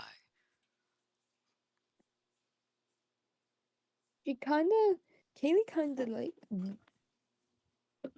shakes her head and goes, "I really don't know, but it seems a bit. The show hasn't even started and they're already leaving." One of them, in a very high-pitched, annoying voice, just goes, "I heard Monarch isn't even that much of a singer. I bet you I can sing better. They just don't understand my style." Healy kind of just furrows her eyebrows and looks at the style and goes, "Who were they? Who are they?"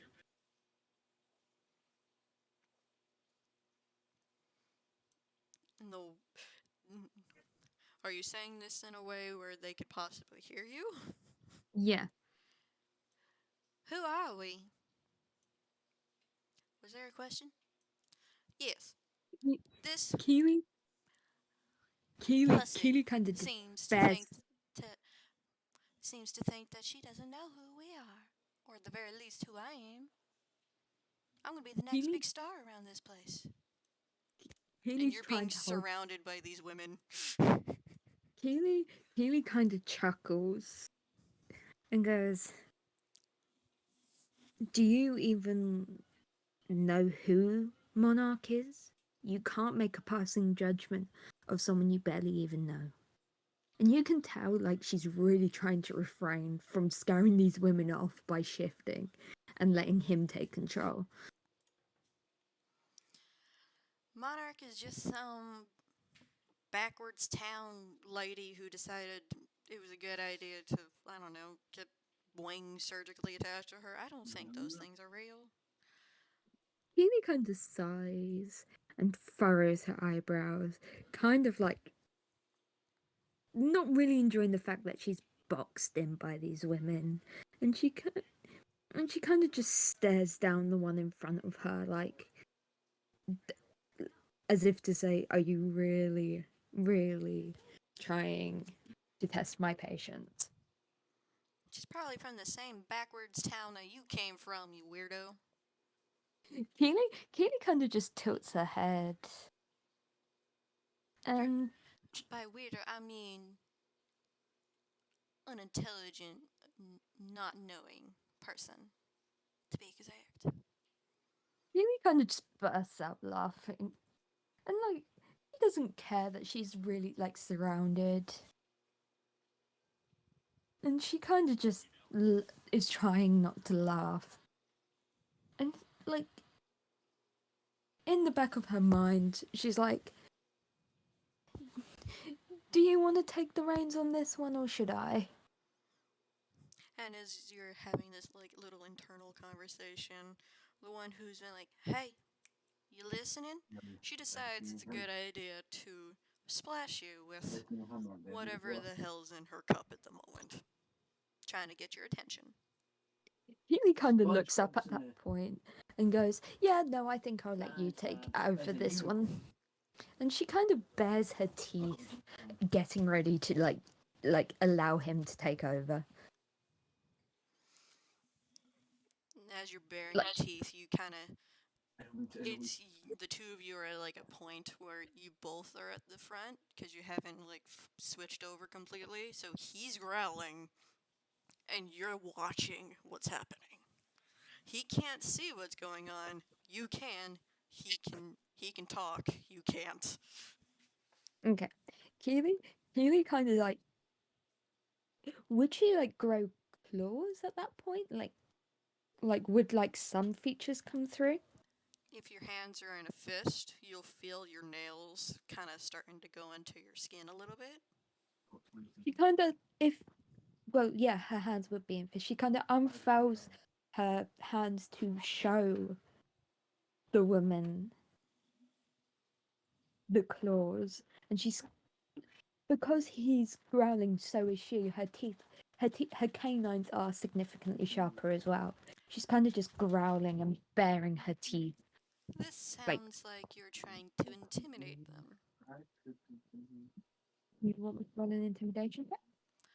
Yes, to see how effective this would be against these women. To see if they're gonna run off scared, going "mommy," or they're gonna be like, 9. "Excuse me, 9. you want to fight?" Oh, Keely will happily fight you. So you got a 9. Yes, I got a 9. Okay. So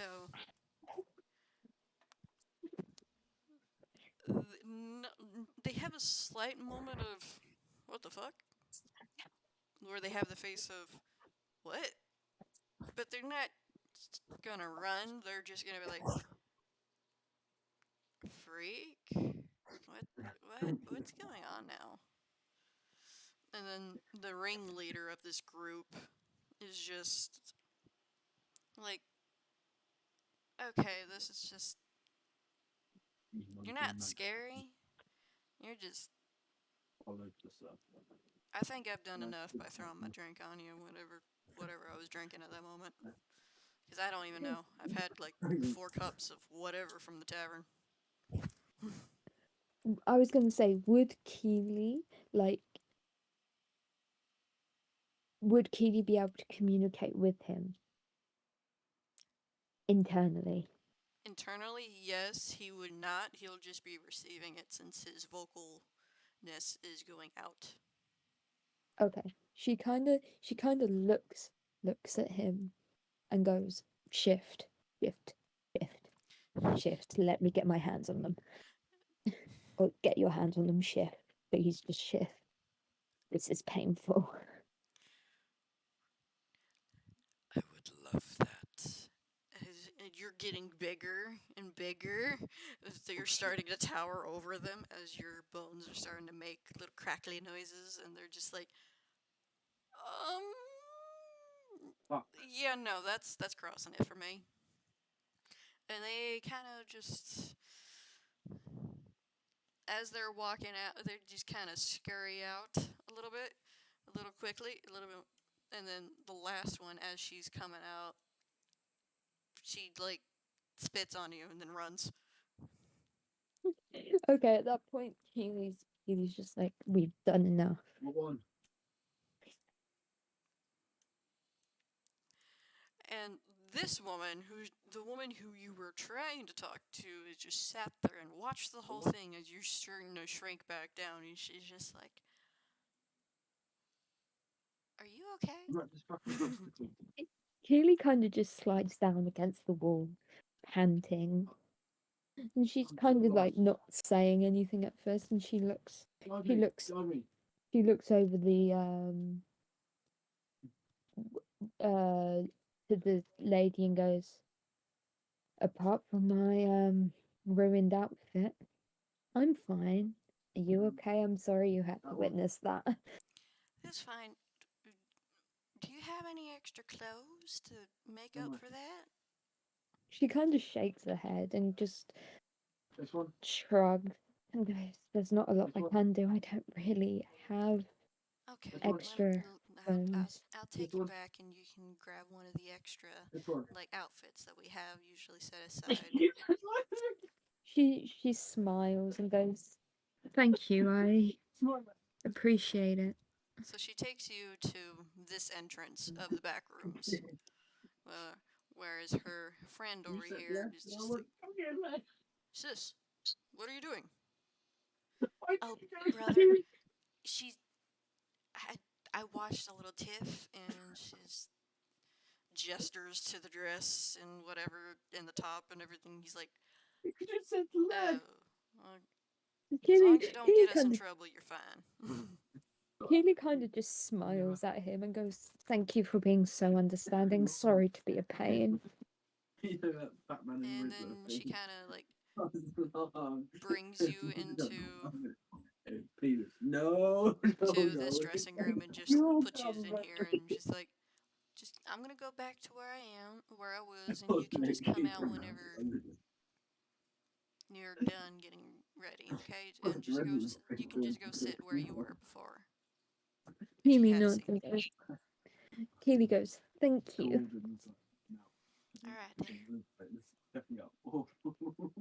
She kind of smiles as she leaves and kind of starts getting herself ready.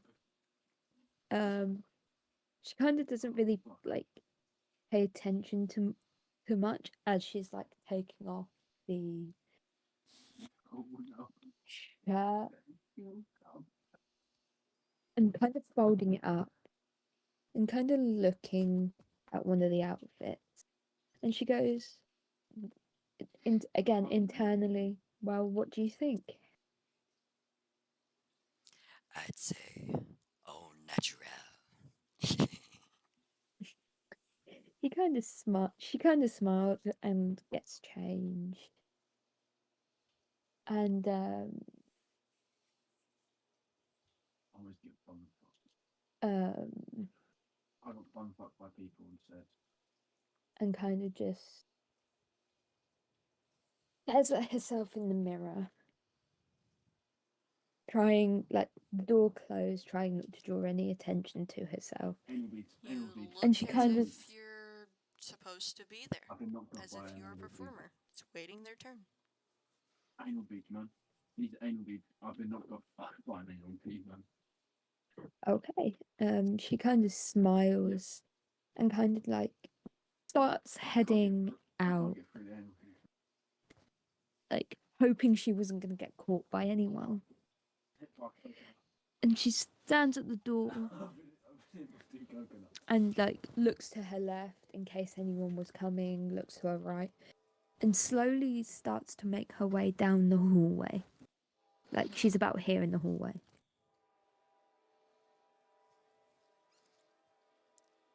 Okay.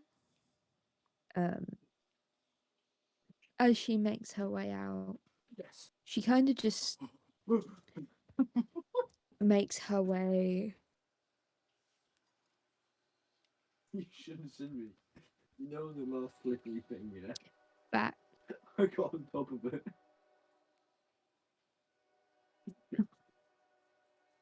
Put a pen on. towards the male blonde male. Alright. He doesn't recognize you. He's just like, person.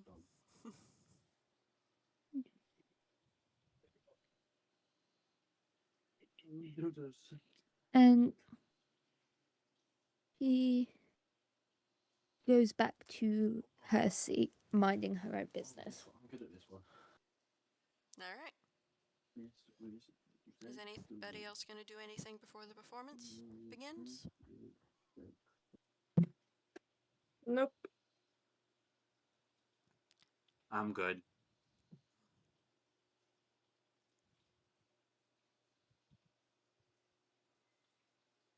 Alright. Do we want to take like a 5-minute break to go like use the restroom or get some refreshments? Since it's 8:30 my time. Yeah, I'm down for that. Alright.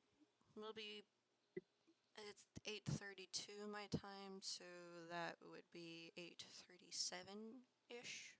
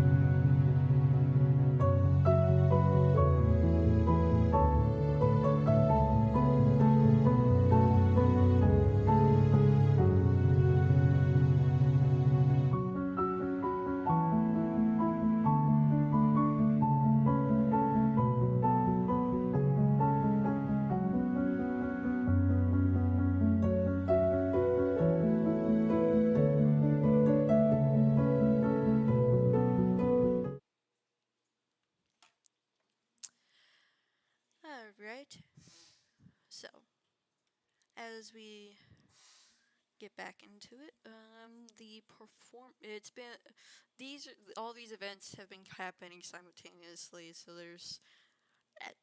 all these events have been taking place within like the 2 minute span of when when the intercom went off and when she is supposed to go onto stage.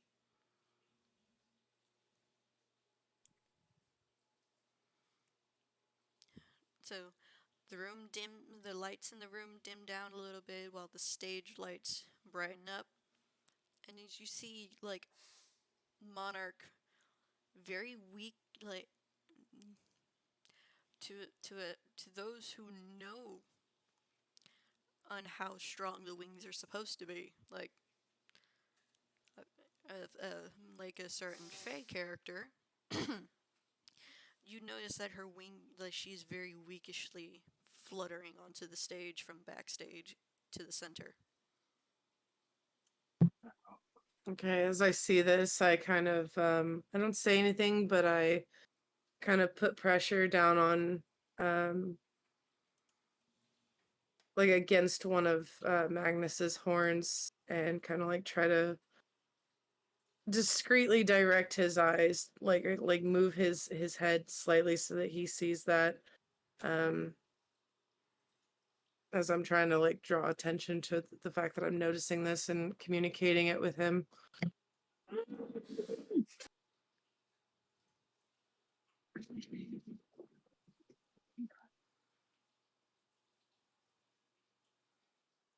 Okay. Yes, I see it. Just hang on a second.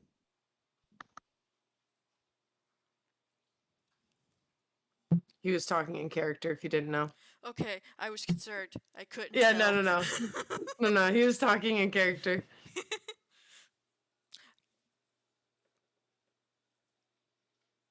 I just realized I wasn't recording any of this. Damn it! Oh well. Oh fuck. I'm sorry. Wait, maybe I can save the video later. Okay, sorry. I was trailing off. Anyway, back to the task at hand.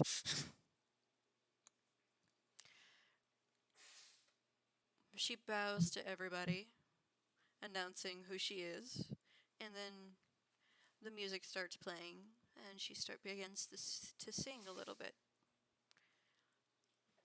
At first, there's a little bit of a strain at first to actually get wind through her her singing vocal cords, but then it warms up and then she sounds much better.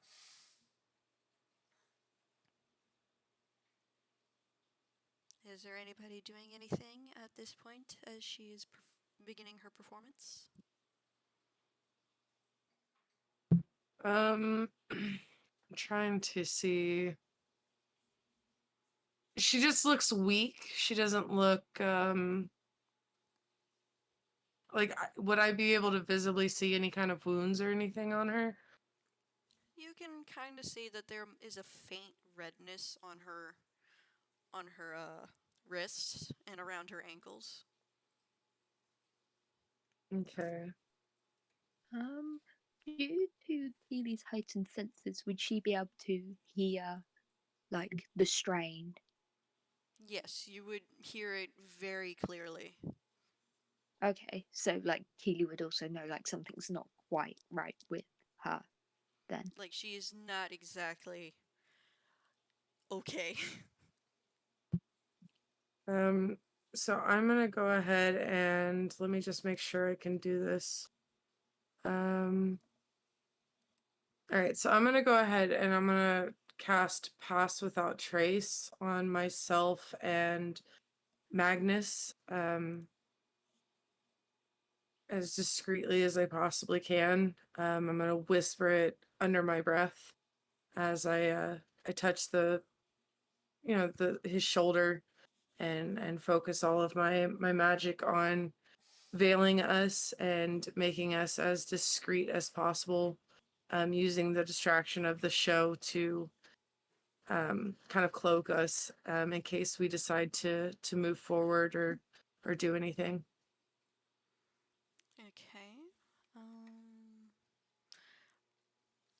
Are you able to like present the exact details of the spell so I know exactly what I'm dealing So- with? It's a one action spell. It's a concentration for up to 1 hour. So a veil of shadows and silence radiates from you, masking you and your companions from detection.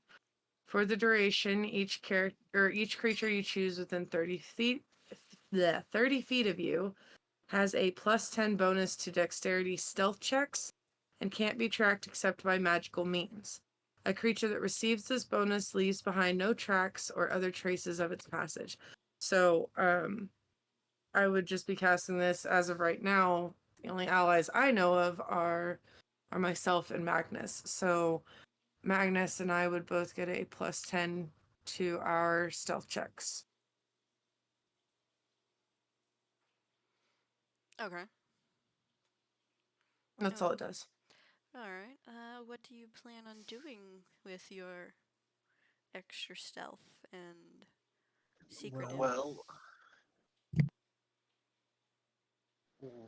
I'm assuming I would notice you doing this, right?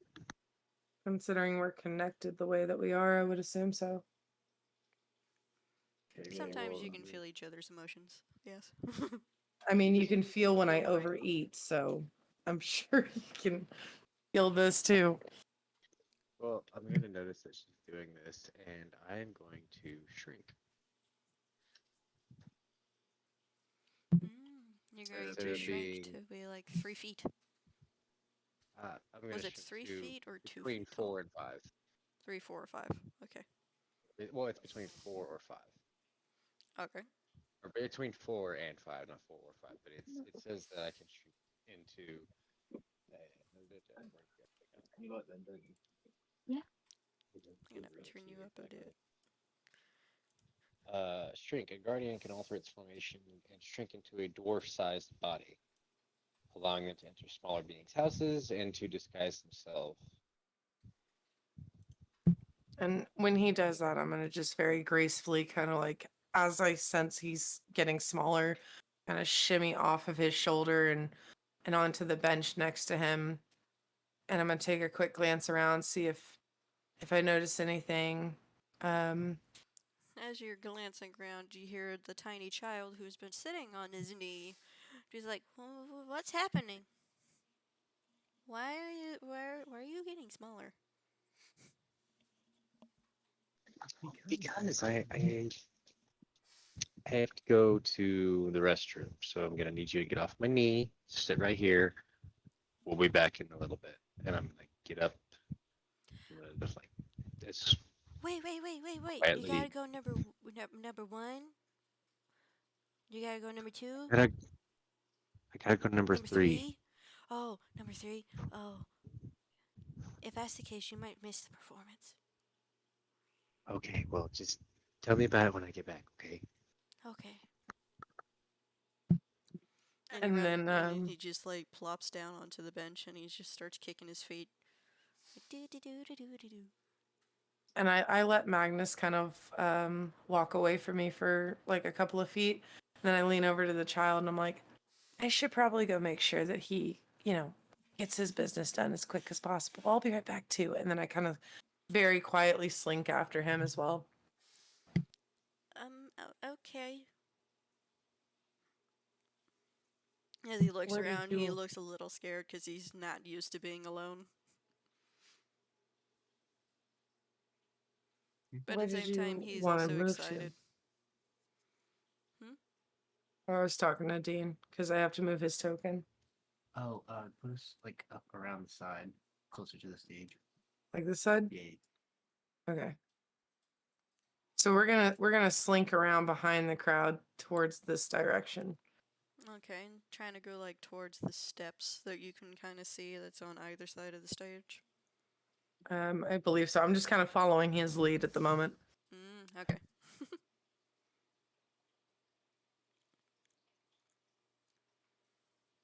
Anybody else got any plans to do while the performance has just begun? Okay. Could I cast Misty Steps. Misty Step. Yes. Well, you will have Let me quick. you will have 30 feet of travel, but it has to be in a straight line, and you have to see a clear path, and nobody Okay. can be blocking the way. The fuck? Yeah, Hmm. I had to deal with this last night. Well, not me specifically, but somebody in the game that I was part of last night with Dreslek. Oh, They were doing the same thing, and that was what the DM had told us, that we had to be very specific. Okay. Let me just.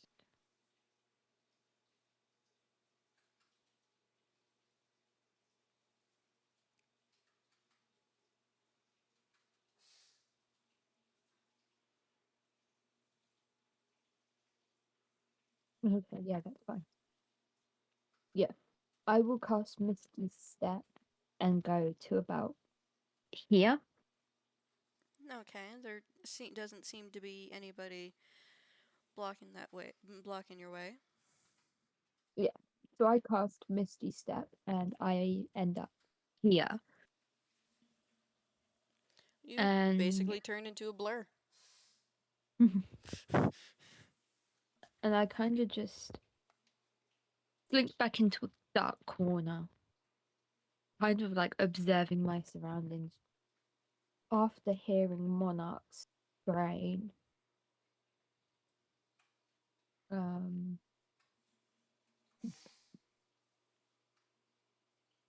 kind of like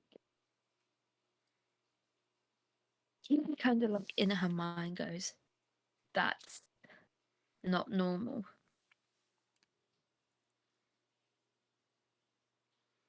I got one in the top.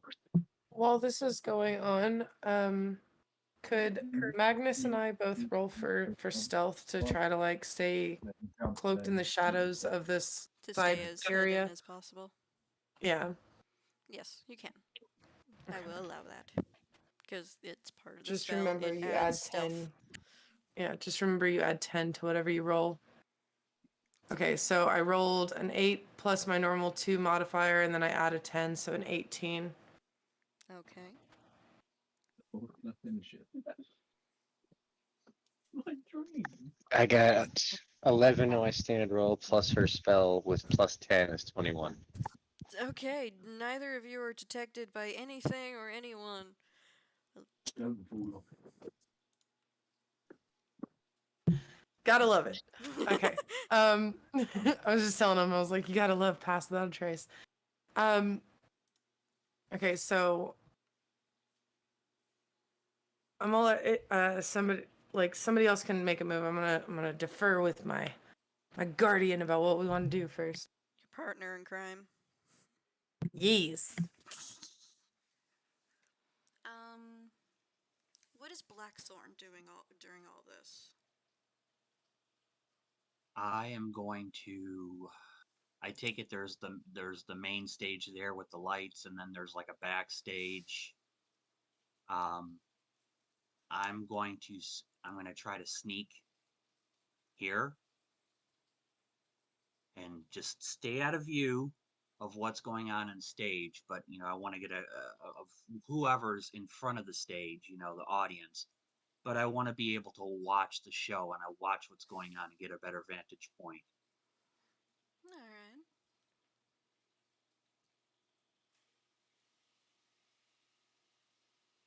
Is there anything else for this moment? Nope. For this exact moment from anyone? Well, this is maybe gonna start an interaction we weren't exactly planning yet, because as we were talking, you moved up right to where we were gonna move. So, but we are stealth, so maybe you wouldn't notice us doing that, because we were gonna slip behind the curtains, like right here, and try to see if we could see anything going on behind stage. But I don't know how Spuds wants to handle that. Do you want him to I'm like try to curious see if he can see us or no? don't mind me. I'm a stagehand. I'm part of the show. To you guys, getting there, he will look like he's working. He might be like bent over, pretending he's working on some rope that may have gotten maybe a little loose that could possibly cause some problems. Or he's just being a creepo, just staring at the pretty lady in the middle of the stage. Depends on how Well, you see, the perceive him. thing is, if I don't think that he's, if I think he's working with them, I might do something. Okay, hold on 1 second.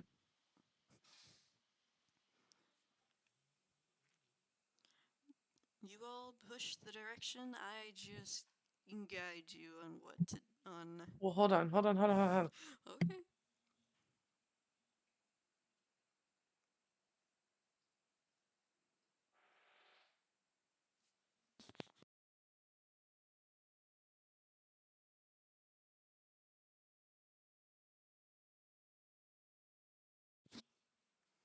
And then like I heard Dean for a moment there. Okay. I'm the guardian of Okay. Okay. You got a So strategy? here's what we're gonna do. Yeah. Because we have to work in like a pair. It's like I didn't want to like say anything for him. But anyways, okay. So what we're gonna do is we're gonna sneak up these stairs back here and push past the curtain. The thick We're going to velvety try curtains. to I'm assuming he's trying to like look discreet, so he's probably not gonna try to pay too much attention to us, besides maybe taking a glance at us. So we're gonna try to ignore him too. And just kind of slip back here into this corner so that we can get a good vantage point on her from back here, as well as what's going on in the backstage area as we're looking, at exits. We're gonna attempt to just kind of stay back there as long as we can, and hope that maybe we can snag her on the way out. Like when she's leaving. Do you know what I mean? Like when she's exiting the stage.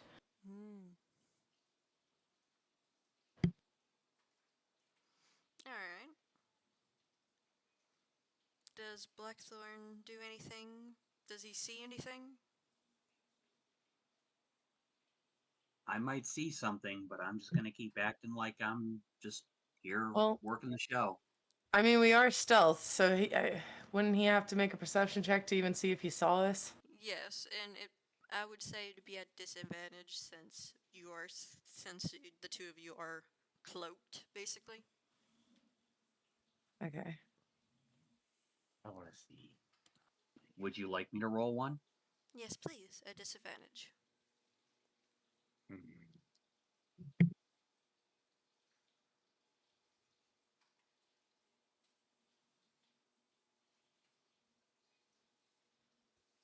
You're gonna have to give me a second to figure this out with D&D Beyond. Right Or click. you can do it on Roll20. So on D&D Beyond, if you want to roll like if you go to the middle box where it has all of your little stat checks, if you right click where it says like your modifier, you can choose everyone, self, or dungeon master, but then you can also choose advantage, flat, or disadvantage, and then you hit the button that says roll at the bottom of it.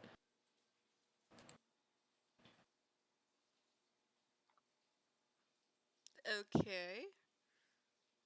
That's a roll. Can you roll again? And we'll just take the lower number since it's for disadvantage. Because that is the 21 right out the gate. Alright. Up to 16.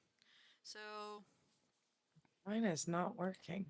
Oh, there it is. It's showing up in Roll20, but it's not showing up on D&D Beyond for me. D&D Beyond's been BS lately. when has Wizards of the Coast ever been nothing but BS? Out of character, I don't even want to talk about the monstrosity that was session last week. I had to refresh screens every freaking time somebody rolled. It was a nightmare. Alright then. that is a conversation for when you're not dying of sleep. Yeah. I'll tell you about it later. Okay. You kind of like glance and you kind of like see like a little like a slight blurry kind of greenish kind of thing, like two little green things pass by you, but you don't really like care enough to see fully what they are. You just see two green blurs go by you.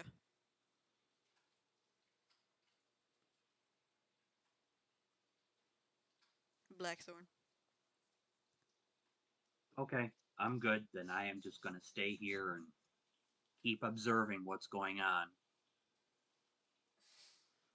Any more movement for this exact moment? Magnus and I are good.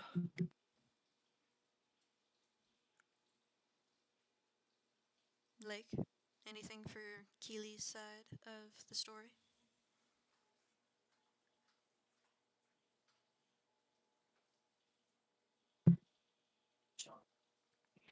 Is she muted? Hello? There she Hello? is. Hello? Hello. Any more movement for this exact moment? Um, Movement or could, storytelling could along I the way? make a stealth check to try and sneak past the stire that's on the stairs to get into the backstage? Well, you are currently wearing outfits that are presented for backstage use, and I dropped my Okay. D4. Okay, I So will. he probably wouldn't notice you due to the fact that you are wearing performer attire. Okay, I Keely kind of just makes her way backstage, kind of back into the dressing room, and kind of just waits. Anyone? Waits until like Monarch's finished her performance. All right. As she like she gets to a point in her song where the tone dies down just a smidge because it's like a softer tone in the song. All of a sudden, all the lights throughout the whole building go out. Like power, there's no music. There's nothing going on other than some kids kind of screaming because, well, it's dark. As soon as that happens, I go back into my 17-foot form, shield sword come out, and I step in front of Araceli. Can Keely shift into her werewolf form? Not werewolf form. Fuck, Wendigo form. And cut like, or is it too small for her to shift? Well, this room, you are in a dressing room, so it would be a tight fit for you. Okay, Especially so with trying to go out through the door. okay, will Keely be able to make her way to the, as it's dark, would she be able to make that 10-foot walk to those curtains and like get to there? You would have to go around the dressing room walls. You can't really go through the wall. Yeah, no, that's fine. Two now. Keely kind of makes her way out her dressing room and kind of sneaks past this person here and kind of goes into the little bit here and kind of just, because she be able to like, I don't know if I asked this question, but I'm going to ask it now. Would she be able to consciously shift and like let him take control? Like, would she be able to shift herself, or would it be him having to shift for her? Usually I would say the two of you would have to agree, but due to the fact that this is a situation where things drastically changed, he would be like, change, something's wrong. Yeah. Keely kind of just automatically shifts, like no questions asked. And she's kind of watching, like, Monarch intently. Like, she's watching closely. For those Trying to. who can see in the dark, you can tell that Monarch has no idea what's going on, and she's scared even more than she already seemed like she was. Okay, could Keely kind of like go and like stand like in front of her to like kind of protect her, Okay. Hmm. like Magnus is doing with Araceli?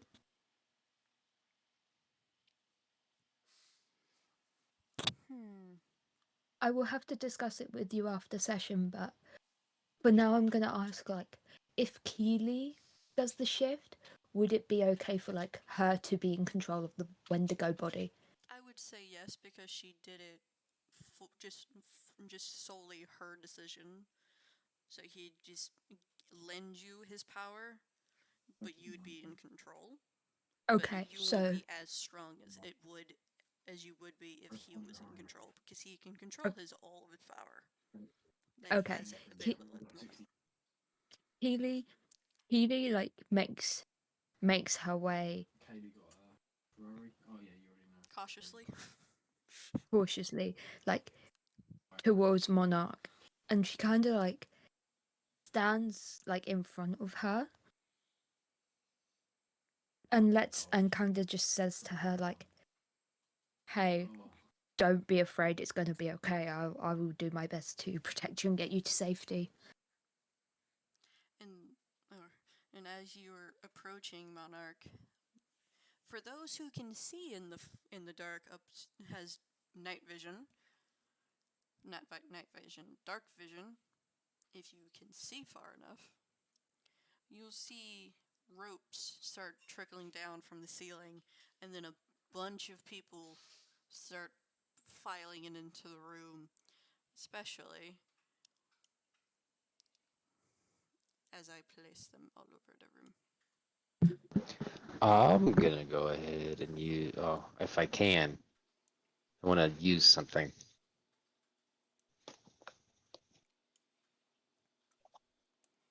big fans. There's gonna be like multiples of these, so other than the one that actually obviously looks different.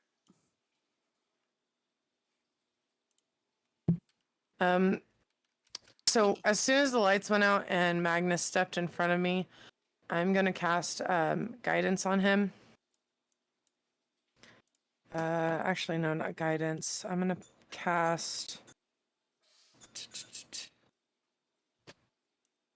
I'm gonna cast resistance on Magnus, which I touch one willing creature, and as he stepped in front of me, I'm kind of like, I immediately, almost instinctually, like move as close to his backside as I can, kind of like making sure I'm staying very close and within touch and behind him and his shield.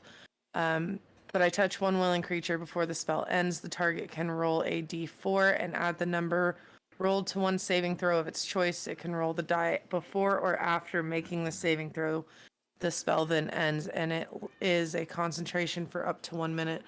So at this point, I would have had to drop the Pass Without Trace, and neither he or I have any dark vision, so that's why I'm giving it.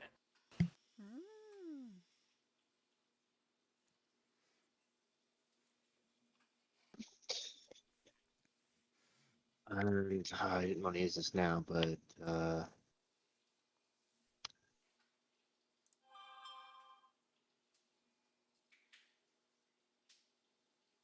But no. Go ahead. Go ahead. Go ahead. I'll wait. Just if yeah, I'll just wait. I'll do it on my turn if this is about to be a fight.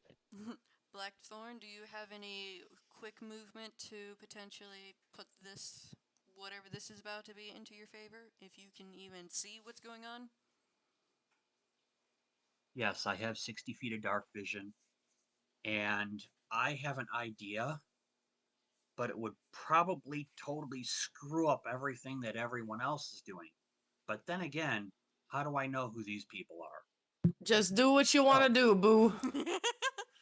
All right. Um,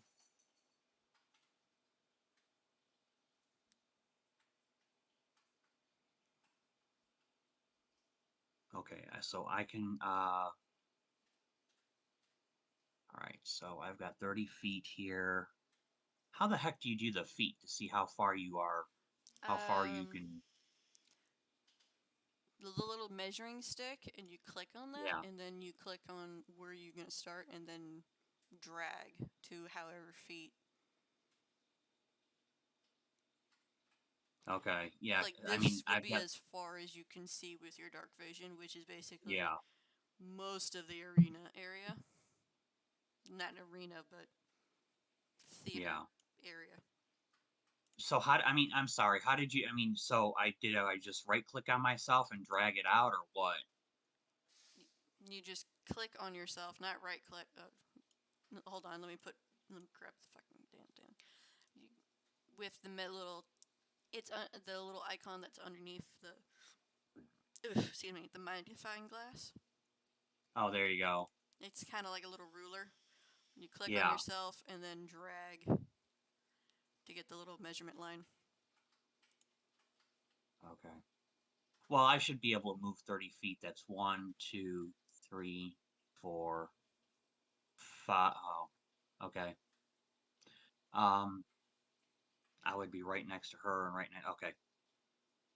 Let's see. It's 1, 2, 3, 4, 5. Decisions, decisions. Eh, screw it. What's the worst that could happen?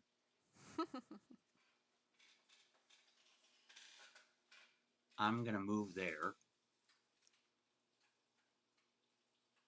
As you're getting and close, the I'm just gonna act like one of the people in the back, making sure that um, Monarch is okay, and I want to lean over to her, and well, I mean, how much can I do? I mean, because I have an idea here of what I want to do, but for the moment, because this is just a really quick action of the lights had just turned off and these people and you're hearing footsteps being dropped, like feet being like dropped onto the floor yeah, from the ceiling, but being able to see, you would see these people coming down from the ceiling, and you, for this quick motion, I think the only thing you'd be able to get out of your mouth would be, Monarch, are you okay? okay. Then I'm just gonna walk over to, and I'm gonna run out there, and I'm gonna ask her if she's okay. She's just gonna shakily tell you, I don't know. And the lights all just flood back open, not open, on. Not and then you see what looks to be the boss of this little ragtag of enemies that have decided to appear. Since you are so close to her, you can tell you recognize her from one of the goons that you had followed into the tavern, Blackthorn. And you can see that she's got a pepper box in her hand, basically a gun.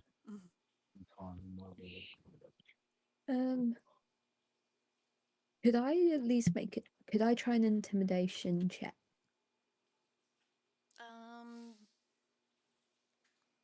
For what exact reason? Since Keely is like partially in her, like, well, in her because she, in her Wendigo form, could she at least try and like intimidate them?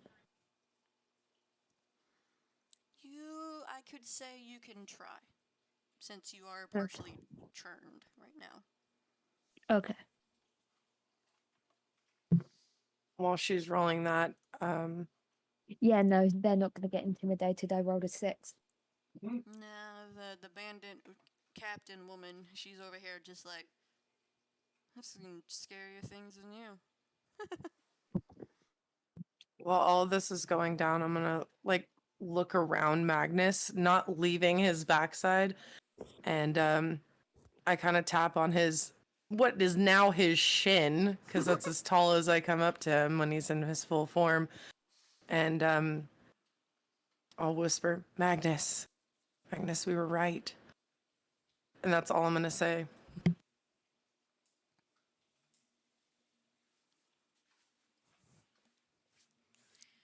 I know, just stay behind me.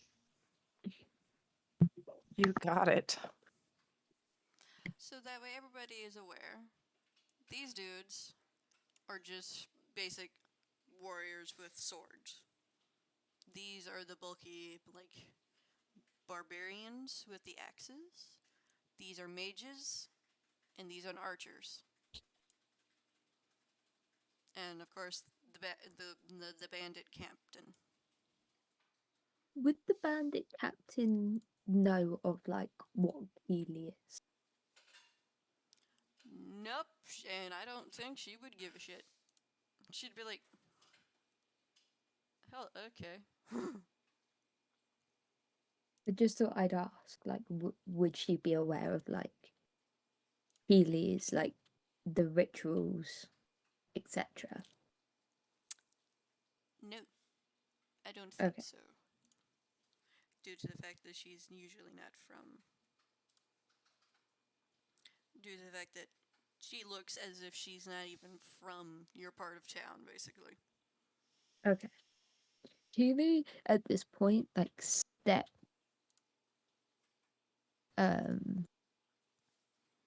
give me a second, let me click that one. Step like in front of Monarch, so like she's keeping the bandit captain at a little bit of distance. So putting yourself, putting a little bit of. Yeah, so like the bandit captain can't get to Monarch. Like she would have to go through her like the two, so this one hit the one to the left and the one to the right. Those two would have to at least try and go for Monarch. Like like Keely would be like blocking any way the bandit captain can get to Monarch.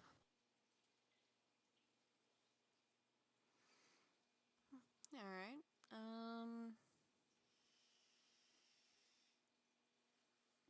I would say that you can, based on the fact that you attempted to intimidate and didn't really do very well, I'm going to say that it does, like, she is going to, like, try and push you over so that way she can get to Monarch. Okay. So she would have to do, like, a strength check just to make sure she can possibly push over your heavy weight. Okay.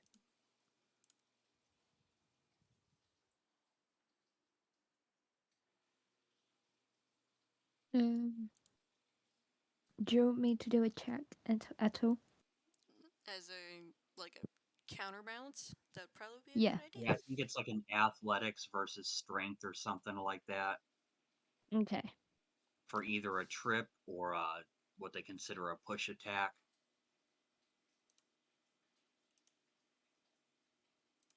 Oh, you did it this one, didn't you? Can you all see the roll that I had made? Oh, we should win. No, but you're the DM, so it doesn't really matter if we see it. Well, I kind of. 8. She got an 18. That's why I was asking. Well, okay, out of character, Spuds, I know how you feel. I did the same thing. Trust me. Keep that DM screen up in case you have to fluff it to save your characters or fluff it to give us more of a challenge. Keep it a mystery. You're the DM. We gotta trust you. All right. Well, you know that I just told her that she rolled an 18. So she pushes you over. You Yeah. try, but you don't have enough oomph at the moment because you're starting from, like, a standing position, not really from a running kind of momentum. Okay. So you kind of fall on your butt a little bit, not entirely prone, but you just, like, you're sitting on your booty right in the moment. Okay. Keely kind of glares. And kind of like still keeps close. And then you hear the Contemplate. bandit woman yell out, Don't let anybody leave. We've already taken out all the ones in the back. And we've already secured most of the exits.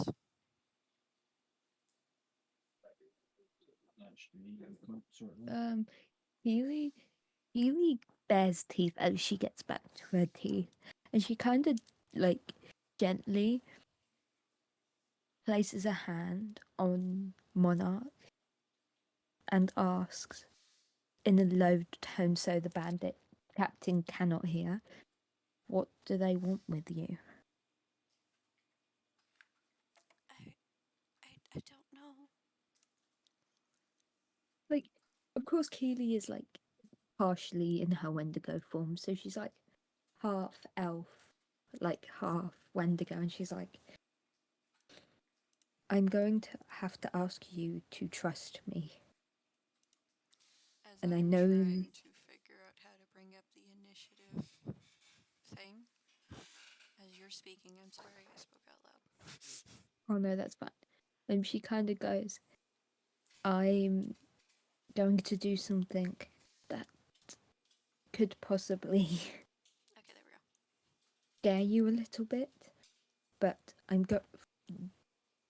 just want to keep you safe from harm, okay? Okay. She kind of smiles at Monarch and Oh, kind of hey, gives her a gentle nod. And then kind of in the back of her mind, she goes, hey, now would be a good time. Just please do not hurt Monarch. Please. Alright. And with that, he comes out fully, and you grow to your full size, and he just screams. He, like, roars full might. And with that, roll for initiative. You would click onto your icon and then hit the roll initiative button on Roll20, so that way you can show up in the turn order. I got a 14. I touched his bum. 3. Okay. How do I do this?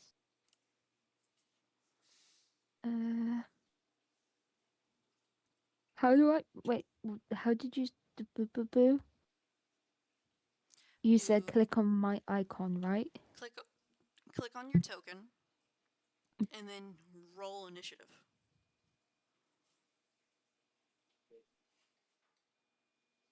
Oh, I was doing it in the D&D Beyond. Hold on. Oh.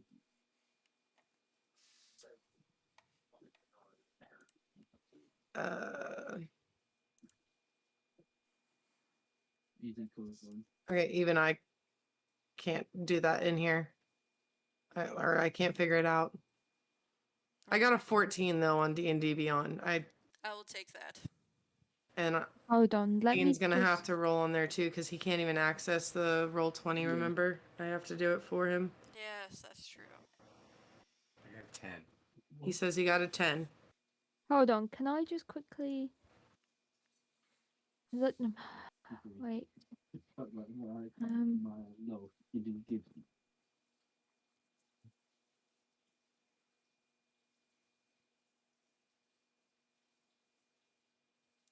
Would you like me to swap out my player token for the Wendigo token? Since you are in your Wendigo form, that would make sense, yes. Okay. Well, yeah, no. Who's that Roman? Jump up, Roman. There we go. I'll just- SpongeBob SquarePants, I'll just delete SpongeBob that one for the moment. SquarePants. Okay, thank you. shit. Oh shit. Oh shit. Who's saying "oh shit" in the And they background? die. And Boyfriend. singing SpongeBob. Yeah, that's Have you just fell off? the boyfriend. Are you fucking Okay. pulling a pickle with it? But yeah. I got a 3 in initiative because it's not letting me roll on roll 20. Okay. So hold on as I pull that up to make sure. Oh, okay. So about this game, it's really shit. Just give me a moment as I add these as I add you to the roll order so I can keep track. So I would say, we brought up that the roll 20 thing, guys. If you have that installed, You know what it should, and Spuds, I'll help you with this to make sure it does work that way or not, because I know it's been doing it for me. So I'm hoping it would do it for you. But if we run into problems, we can work it out together. I'll help you out. But the roll 20, if you roll your initiative on D&D Beyond, it should pop it up in that turn order box for you as the DM to see on roll 20 automatically if they have that Beyond 20 extension added to their Chrome web browser. So I can help you get that figured out later if need be, just to make things a little easier on you. Yeah, that's how I did mine. Yeah, see, I've got the Beyond 22, but for some reason mine didn't want to go through, and I don't know what. It might just be that D&D Beyond for me has been messing up all week, so maybe it's my stuff, not for once them. I'm putting the number you guys got in your initiative next to it, even though it says 0.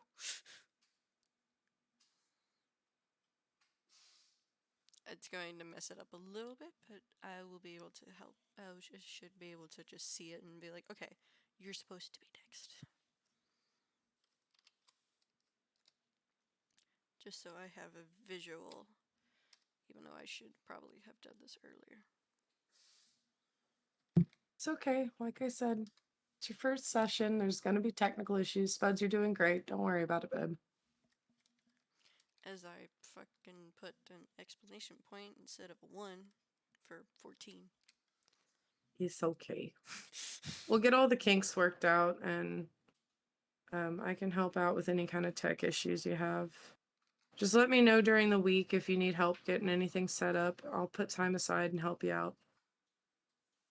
Spuds, I just sent you a DM. Okay. Is there something wrong? No, it's really, really late for me. Okay. So I'm gonna have to go, if that's okay. Well, how about we just end it right before combat starts? And I'll If just that's okay with everyone and else. then we can just open the game. We can next week we'll just open up with fresh minds, fresh strategies, and That sounds good. because 2 of you are about to knock out. I started downing coffee to try to get through. I know, So, yeah. I'm but- starting to feel a bit.